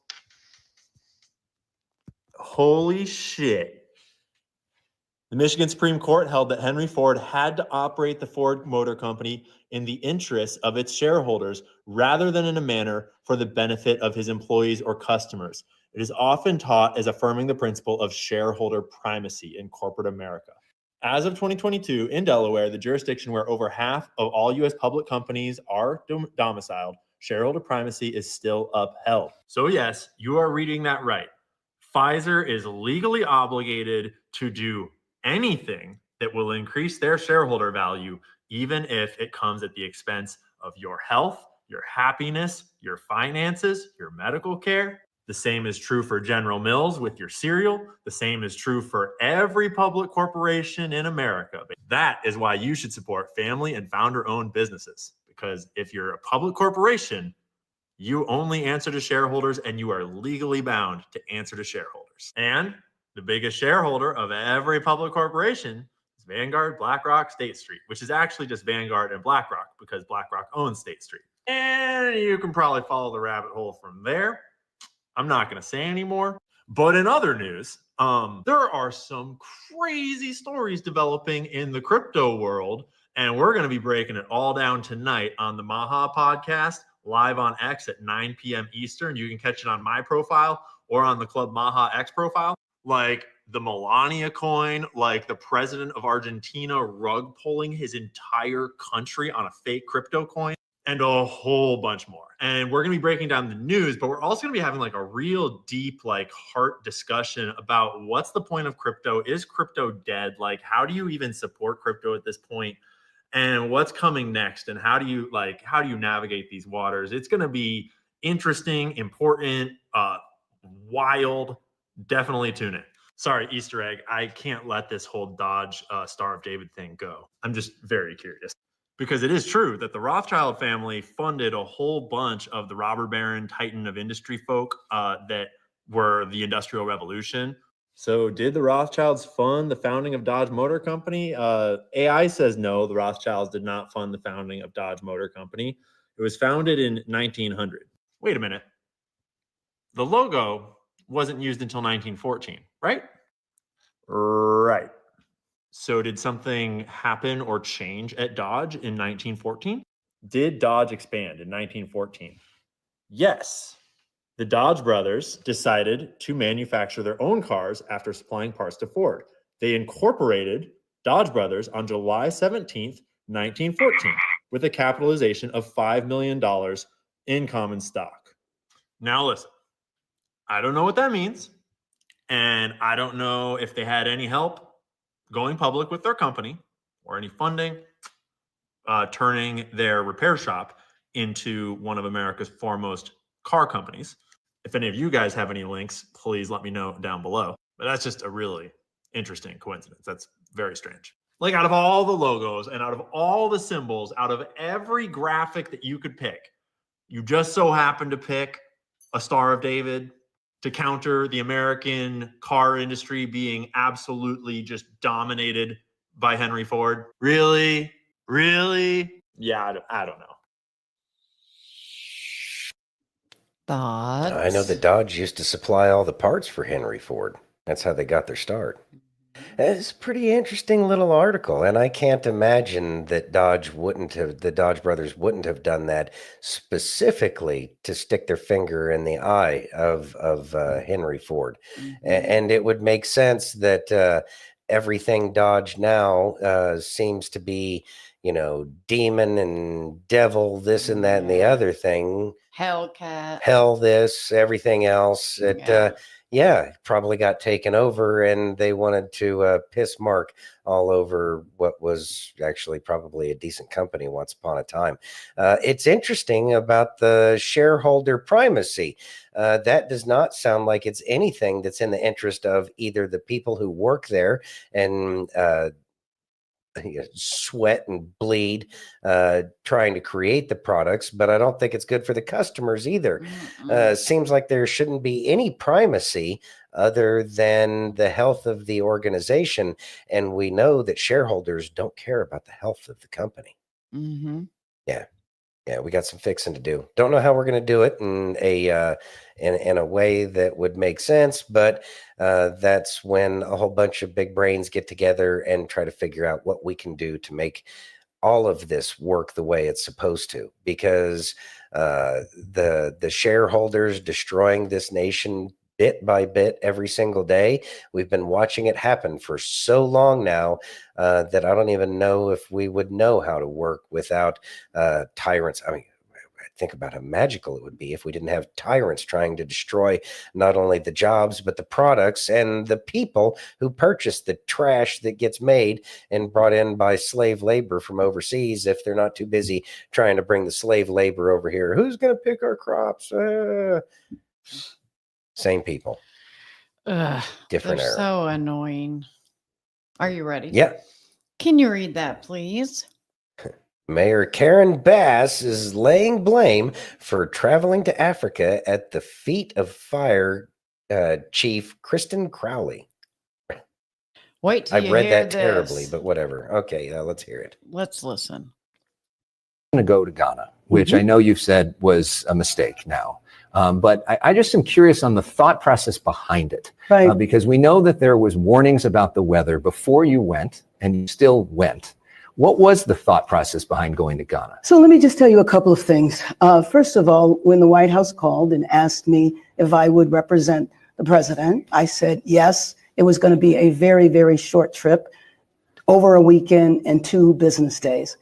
We need to look at everything about the preparation and all of that for the fires, because I think when we evaluate that, we will find that although there were warnings that I frankly wasn't aware of, although there were warnings, I think our preparation, wasn't what it typically is, meaning that before there's a major weather event, for example, last week when we knew we were going to get into the rains, Right. you saw us come together and us talk about, get your sandbags, bring the K-rails out. That type of preparation didn't happen. If that had, I will tell you, Alex, I wouldn't have even gone to San Diego, let alone leave the country. But what do you mean there were warnings you weren't aware of? Because I know we were talking about it on the news. A lot of people were talking about the problems, warning that this was going to be a huge deal. So when I talked about it with the fire chief, what she said is that we have warnings of Santa Ana winds a lot, but predicting this, and you saw, from the city, from the county, that level of preparation really didn't happen. So it didn't reach that level to me to say something terrible could happen and maybe you shouldn't have gone on the trip. Why didn't But it to happen? me, I don't know. I mean, I think that that's one of the things we need to look at. So 2 investigations are taking place. One internal to the city, and that's the fire commission, because that's mandated by the city charter. So the commission will hire an outside entity to examine everything, the pre-deployment, why were firefighters sent home, all of that should have taken place that didn't.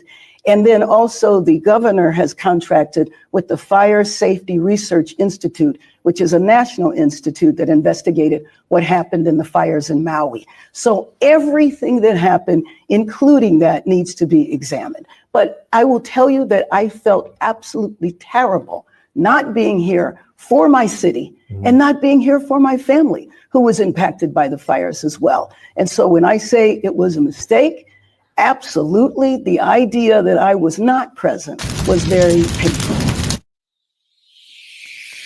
Listening to her is painful to my brain.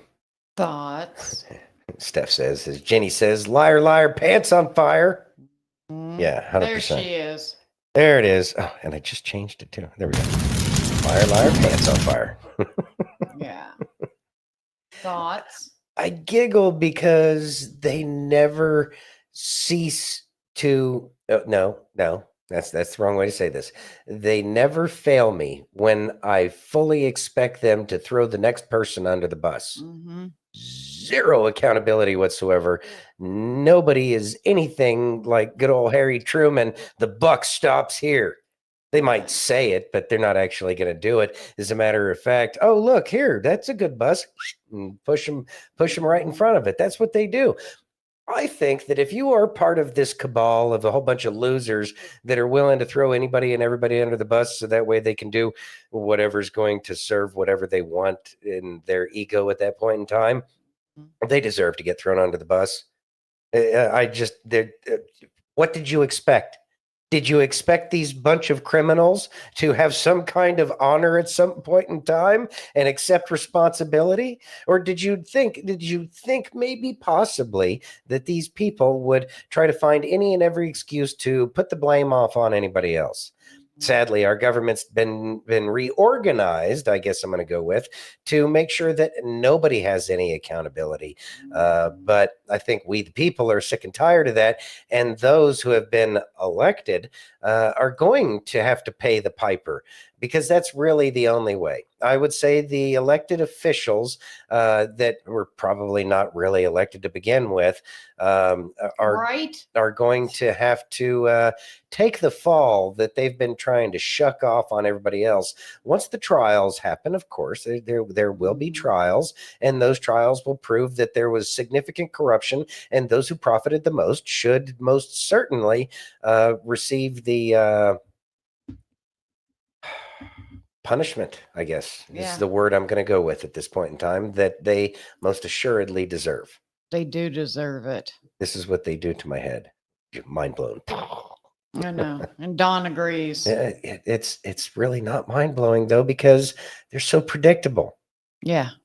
And all you have to do is go to the person that they're throwing under the bus and say, so how'd this work out for you? You want to go ahead and spill the beans on this ass so that way we can actually get some justice done here? We might offer you some kind of limited immunity. Right. Nope. No, never any responsibility. Not them. They didn't do it. Yeah. It was everybody else. It was everybody else. Yeah. Wendy says, oh my God, Santino, I didn't know you could make that whistle noise. My dad did that and was the only one I ever heard do that until after he died. What whistle noise did it do? You just Oh, did. the Yeah. Oh, okay. With the teeth. Yeah. The teeth. Yeah. He's Yeah. good at that. Yeah, I can't do the finger whistle thing though. I suck at that. I tried. It's frustrating. Randoon says she has to have someone tell her that her bladder is full so she doesn't pee herself. Right. Wendy says, I've heard 2 or 3 people over the years do it, and for a moment I think of my dad. Well, you're welcome. Aw. That warms my little heart. That's awesome. That is awesome. You ready? Yeah. Let's listen. All right. Don't be alarmed when it's just you. Don't be discouraged when it's just you. It may not be an army with you, but God says you got enough faith to act on by yourself. Maybe you took a step of faith and you climbed an uphill battle and you're tired. I hear God saying help is on the way. Thoughts? Faith, that's where it's exactly where all of it's at. You go forward with faith and the absolute confidence that, you are being led to do the things that you do. Now, we might not always be able to tell what it is we're being led to do, but how else are we supposed to learn? But we have to be paying attention to what's going on around us. But it is that faith in God that's going to provide us that deliverance that we need when we need it most, especially if what we're trying to do is in alignment with His will. Now, trying to understand God's will isn't exactly the easiest thing, but you know how you can figure out what His will may be? Go read the book.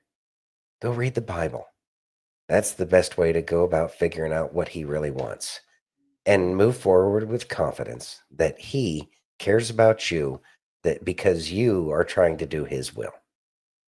So don't be fearful of that inspiration that you've had for so many years. Oh, I should do this. I have this inspiration of something that nobody else is seeing. Then why haven't you done it yet? Yeah. Delayed obedience is disobedience. And if you know that it's for the greater good and it's not for your own good, don't be a Democrat about it. Make sure that it's for the greater good. And if it's something that's going to bring beauty and joy into the world, then by all means, please do that. Oh, did Randoon drop the S word? He did. We don't do that here. Yeah, no. I guess we're going to have to play that video again about why sorry is so bad. Have to dig that one up. Yep. Lord Almighty. Are you ready? Yes. Can you read that part real quick? Trump says the quiet part. Ready? Yes. What is being insinuated by this speech gets me a little excited. First, listen to this minute-long clip, and then let me tell you why it might be the biggest deal for the future of America, bigger than anything else he's talked about. America is going to be very rich again, and it's going to happen very quickly. It's time for the United States to return to the system that made us richer and more powerful than ever before. Do you know the United States in 1870 to 1913, all tariffs, and that was the richest period in the history of the United States. Quick pause. That is absolutely correct. We were free from central banking post-Civil War, and the economic industry boomed in America all the way up to 1913. Important date. 1913, all tariffs, and that was the richest period in the history of the United States, relatively speaking. In other words, relatively. And they set up the Great Tariff Commission of 1887. And this commission had one function: what to do with all the money that we took in. It was so enormous that they had no idea. It was a blue ribbon committee. It was set up 1887. And what to do with all of the money that we had. And again, Teddy Roosevelt was a beneficiary, because when McKinley was killed, he took over this vast sum of money, and he did all of those national parks and all of the other things. And I'm not knocking him, but he was given a vast amount of money, and that was all made through tariffs. We had no income tax. The income tax came in 1913.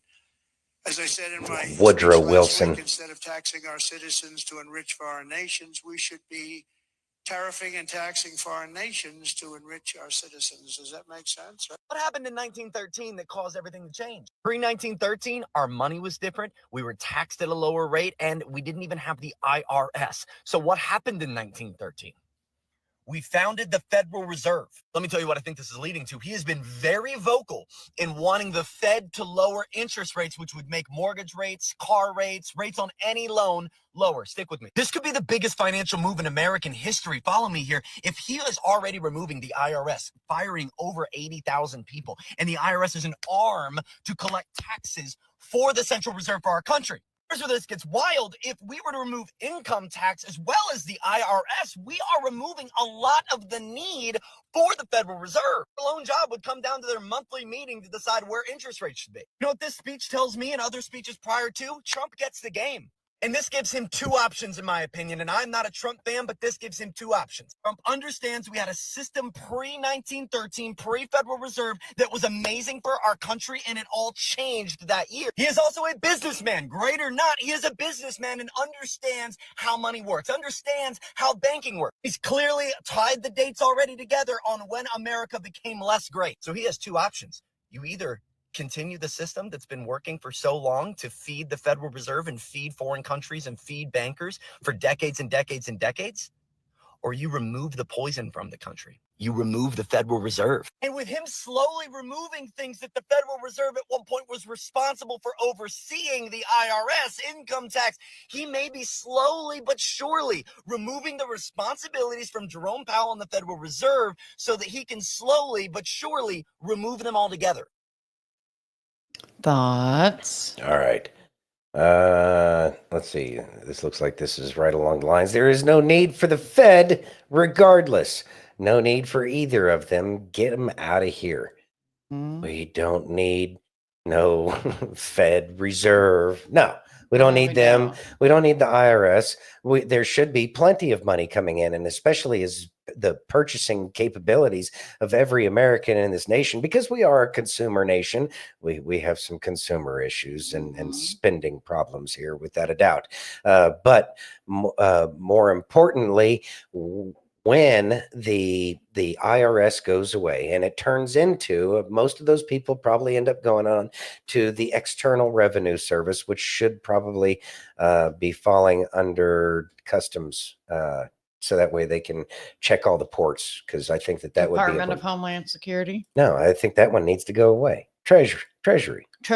Treasury Department. Yeah. Anyway, there should be a significant amount of money coming into this country because everybody wants to trade with the United States, because we, kind of dictate just by our purchasing power where, money goes and what's important to the people around the world. I think it's a bit much for us, but it seems to be working at this point in time. But with all of the tariffs and all of the money that would be brought in from that, we should have a significant surplus. It would be nice to be in that kind of a situation where we have so much money coming in that we don't know what to do with it. And it should be that we continue the tariffs, especially if we're doing like a mirror tariff, or what President Trump call it? Not a mirror. I can't remember. Words escaping me. But anyways, basically a mirror tariff. You show us a 25% tariff, you get a 25% tariff. You don't like it, change your tariff, and ours will change exactly as yours. Right. I think that that's just to protect healthy trading here within this nation. Also, I don't think that we should be buying slave labor kinds of products that come in from nations that, the sweatshops where people are jumping out of the top window of a phone factory because reciprocal. Thank you, Chachi. There it is. Thank you. Y'all are the best people ever. Thank you so much. It was driving me nuts. Y'all are always helping us out. Anyways, the reciprocal tariffs, I think that that's great. And then tariffs against countries where they do have slave labor, because we shouldn't compete against slaves. No. It's awful. And that would be supporting slavery. And okay, so you want to treat your people like slaves? That's fine. We'll take the extra money and we'll, use it for some kind of project that's good to get rid of slavery around the world, whatever the case may be. But we can figure out what to do. It's where we should be. And oh, by the way, Woodrow Wilson is the worst president this nation has ever had. Worst. I mean, worst. Because we wouldn't have had Barry if it wasn't for Woody. Yeah, I know. Scumbag. Some pour salt on that asshole's grave. Don't let anything grow on there. It's so salt. No, don't piss on it. That'll make it grow more. Salt it. Till it into the soil. Mm-hmm. Anyways, Mike says we should be making phones in the USA. Yes, Mike, we should be making microchips. We could do it better here. There's the old adage about why people use cheap taps and dies made from foreign countries, because if you've ever tried to take a broken tap out of an engine block that was made in America, it'd been easier if you would have used the cheap shit one, because it's easier to take out. Got you. But we can make a far superior product here, especially when we unleash the American worker to do what it is they are capable of doing. Yes. We have so much growth to do still. And the first thing that I think that we should do with this surge in excess of money is bring music back into every school, bring wood shop and metal shop back into every school, and make sure that these kids understand that going to slave away in some air-conditioned little dump that you're going to sit behind a computer and go blind early because you're squinting at the screen all day, every day, that's detrimental to people's lives. And I think going out there and swinging a hammer is a much preferred job. I'd rather be outside. Yeah. Ginny, I put that last video in there. Are you ready? Yes. Can you read that, please? Big Pharma axed an interesting Brady Bunch episode on deadly measles that aired in 1969. Really? Yeah. Corrupt back then too. What a surprise. I know. Let's listen. All right. Yeah. If you have to get sick, sure can't beat the measles. That's right. No medicine. Inside or out. Like shots, I mean. Don't even mention shots. Yeah. Jan had chicken pox. And Marcia and Cindy had mumps. Hi. Peter. What are you doing home from school? They sent me home. Measles. That's either measles or a strange case of red freckles. You have got a temperature. They told me 101.1. What's the record? Never mind. That's one record you don't want to break. Right. You don't get to hold the title very long. Well, I think you better go upstairs and get into bed. I'll phone the doctor and be right out. Measles. Let's hope all the others don't start coming down with it. Oh, that would be terrible. Right. As the warden of the state prison once said, I sure would hate to see them all break out at once.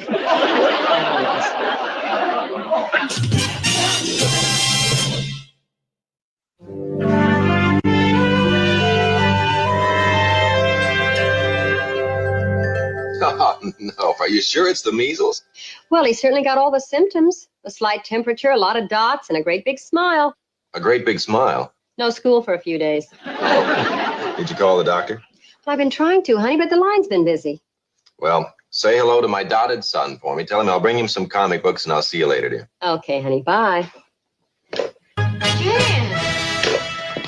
You got measles. Golly, mothers are supposed to know everything. But do you have to keep proving it? Well, you got a temperature, too. What do you mean, too? Well, Peter was sent home from school a little while ago. Oh, what was his temperature? 101.1. Oh, is that all? I'm 101.2. And you get right into bed. Dr. Porter's on the way over. Can I tell Peter he's a point behind me? I'm sure he'd appreciate your sympathy. Now, into bed, Jan. Dr. Cameron's a very fine doctor. Well, Dr. Porter's a very fine doctor, too. I mean, she's taken marvelous care of the girls for... What's wrong? We've got the measles. All 4 of us. Correction, all 6 of us. You mean Jen and Peter have them too? Well, you better call Dr. Porter. Dr. Cameron. Dr. Porter. Dr. Cameron. Hold it. They're both upstairs. I like Dr. Cameron. He gives lollipops. Dr. Porter gives all-day suckers. Doctors must have an arrangement with dentists.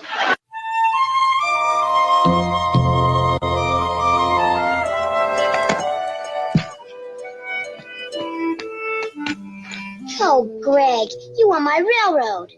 I'll be a sport. You can ride on it free. Thanks a lot. It's your turn, Peter. I need 2 more hands. 6.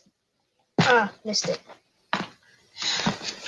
Boy, this is the life, isn't it? Yeah, if you have to get sick, sure can't beat the measles. That's right, no medicine. Inside or out, like shots, I mean. Don't even mention shots. Yuck! Now, Jan had chicken pox, and Marcia and Cindy had mumps. There. Well, whichever doctor we choose, at least we'll have all the information on all the kids. How long have you had that red spot on your cheek? What red spot? Dr. Porter? The one on your chin. Oh, no. Don't tell me he's got the measles. Of course, we can't be sure until he's had an examination. Well, we're practicing together now. Which one of us do you want?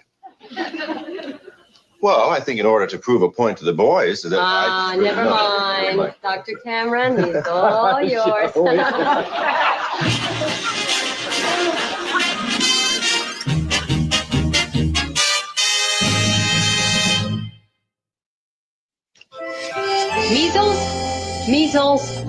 Measles. Well, all the kids have now had the measles. So have I.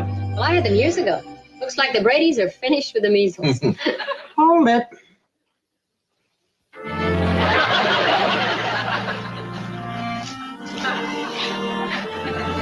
You're not through yet. Alice, don't tell me you're coming down with the measles. Oh, I hope so. I'd hate to think I was just learning how to blush at my age. Alice.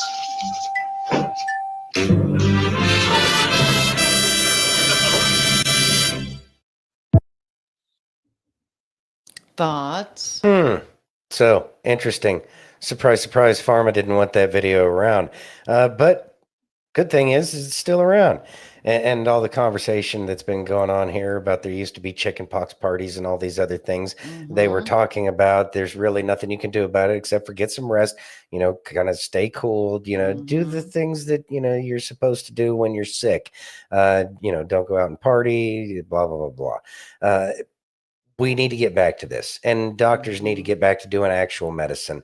And you know what? I sure do miss wholesome TV that actually taught people how to deal with problems and not a Stephen King kind of way. The worship.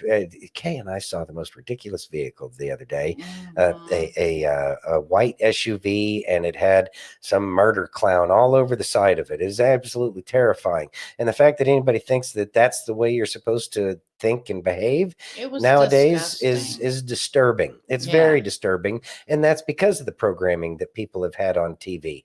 And so if people actually understood that there's a better way to go about doing things, and that not everybody is the toughest guy on the planet, that maybe we could actually work together and build something nice. But we got to get past the phase that we're in right now, and this phase that we're in right now is waking everybody up to all of the corruption that's going on.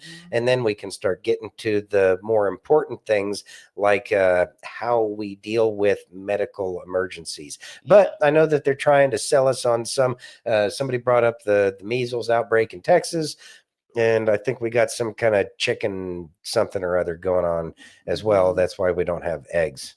Right. Whatever. I think it's the bird flu. Yeah, the bird flu. F. Clint says, don't invite me to your monkeypox party. Steph doesn't want to be invited either. Yeah, I don't think any of us do. Well, I didn't get chickenpox until I was 22, and it was awful. My sister got it when we were young, and my mom could have sworn I got it, but she said I just must have not because she had us in the same room together, and I didn't get it until my kids got it. It was awful. It was awful.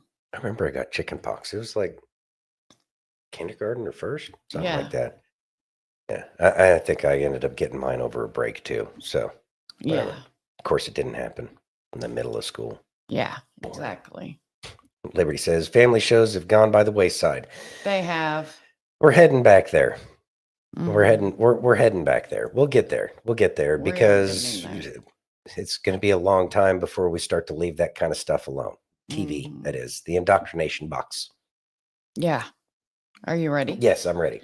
All right, let's listen. All righty. Many of the things that have happened to you, it's not because God wanted them to happen. It's because you stepped out of the parameters and you stepped into a war zone and you got hit with what happens outside of protection. If you want to change your pattern, you have to listen to God's principles. But if you're going to listen to God's principles, they always come with parameters, borders, lines, limitations, boundaries. And this is the stuff 3 Christians don't like. Everything God does comes with parameters. All the way back to the garden. Eat of every tree except, what if the parameter was only for one reason? Protection. The reason I give my children parameters is not to keep them out of anything. It's to keep them safe in everything. And most of us, when it comes to parameters, don't have sex before you marry. Why would God? The only reason I built the container of marriage for sex is to protect you. And you're calling it now experience. When it's actually been extraction. They took something from you. So now you're laying in the thing that's supposed to be a promise for you. And you're comparing it. Why would God let this happen to me? Why would you go beyond the boundary that he set to protect you? Thoughts? All right. You could go a lot of different directions in this. And yes, the parameters are there to help prevent unnecessary pain and suffering in our lives. Doesn't mean that you're going to have a pain-free life and that everything's going to go all peachy keen and smooth and all that other stuff. It's not always going to be rainbows, lollipops, and unicorn farts. There's going to be challenges in life because there's no growth in comfort, right? But what we can do is we can minimize the effects of what we do have to go through because we are doing things in a right manner. It's kind of like if you're speeding in a school zone, there is a high likelihood that there could be a tragedy that you can't take back. Right. But if you are going the speed limit in the school zone, you might have enough time to react so you can hit the brakes and maybe something won't happen, but it could be a humongous scare. And I hate to use that analogy, but that's the one that kind of resonates with me right now. So I'm going to run with that and say, think about as you go about doing things. Do you need to be doing 80 in the school zone? Are you that late that putting everybody's life in danger? Is it that important? I don't think so. No. We need to slow down in life anyways. And when we slow down, we can make better decisions about the things we're doing, and we can bounce it off of our understanding of what is said in the Bible, which will help us navigate through the minefield of life. It doesn't mean that you won't get, some problems, but it does mean that it could be a much better situation because you chose to follow the guidance provided in the book as opposed to embellishing on it. It's kind of like, why do people want to know what you can get away? Are you trying to test God? Can I get away with this? Can I get away with that? Are you trying to get to into heaven if can I get into heaven if I do this? Yeah. I mean, do you really want to find out? It's not worth it. So anyways, yeah, good decisions. Yes. Which is coming from me, which is kind of funny. What What do you mean? I haven't always made good decisions, and you know this. Right. Okay, that's what's But funny. none of us That's what makes it have. funny. But none of us have. I know. I'm just keeping personal accountability on here Okay. as best as I can. All right. Yeah. You ready? Yeah. Let's listen. All right. Been chopping trees. I done something new for this fight. I done wrestled with an alligator. That's right. I have wrestled with an alligator. I done tussled with a whale. I done handcuffed lightning, throw thunder in jail. That's bad. Only last week, I murdered a rock, injured a stone, hospitalized a brick. I'm so mean, I make medicine sick. Man, dude, fast. Last night, I cut the light off in the bedroom, hit the switch, was in the bed before the room was dark. Fast. You, George Foreman, all of you chumps are gonna bow when I whoop him. All of you. I know you got him. I know you got him, Dick. But the man's in trouble. I'm gonna show you how great I am. All right. Lay it on us. All right. So this kind of goes back to the whole confidence in what you're doing, and maybe not so showboat as we saw there. But it is a great story about having that confidence and following through with with what you should be doing in your life. And it doesn't matter. The odds could be stacked against you, like it was right there. Yeah, all the odds picked George Foreman. But guess who won? Guess who? And that's because he had that confidence. He knew that he was going to succeed. And so when you do anything in your life, you should always make sure that you have that kind of confidence where you know that nothing is going to get between you and what you are destined to do. Once you know it's your destiny, you follow through with that, and you will be surprised with the miracles that can occur in your life when you are following through with what you already knew you were designed to do to begin with. So make sure that you have that kind of confidence that in anything that you do, that you will succeed. Because if you go into any endeavor with any amount of doubt, that doubt will only fester and grow as time goes on. So you defeat that doubt and you have that confidence to know that you will succeed in everything you do. And this is something that President Trump has shown us beyond a shadow of a doubt. He had no option, and he knew that he had no choice but to win. And then once that shot rang out in Butler, Pennsylvania, he knew at that point in time that he was destined for something. And so he went full bore. And now he's continuing to go full bore. And now look what's happened. Just today, we had Kash Patel sworn in as FBI director. And they're going to move forward as if they were destined to make these things happen. And we support that. And we know that if you were going to do something that you were destined to do, we would support you as well. So be out there to support people when they know what they're supposed to do, because sometimes support is in thin supply. But it doesn't matter whether or not anybody else supports you. If you know that you're doing the right thing, then you do it, and then the world will fall into place, no matter what the naysayers have to say about you. Absolutely. That was perfectly said. Thank you. Perfectly said. Just remember, you're never walking alone on that path that he put you on. He's there with you every step of the way. Very much so. Nice. Thank you. All right, everybody. Well, I think that's going to bring this week to a close, and we look forward to seeing y'all on Monday at 7 p.m. Eastern, 4 p.m. Pacific on Facebook, YouTube, Twitch, X, Rumble, or pilled.net. And if you haven't already, please take a minute and give us that virtual hug. If you're over on Rumble or YouTube, hit that thumbs up. If you're over on, oh my gosh, I just lost it. If you're over on Pilled, take that red pill.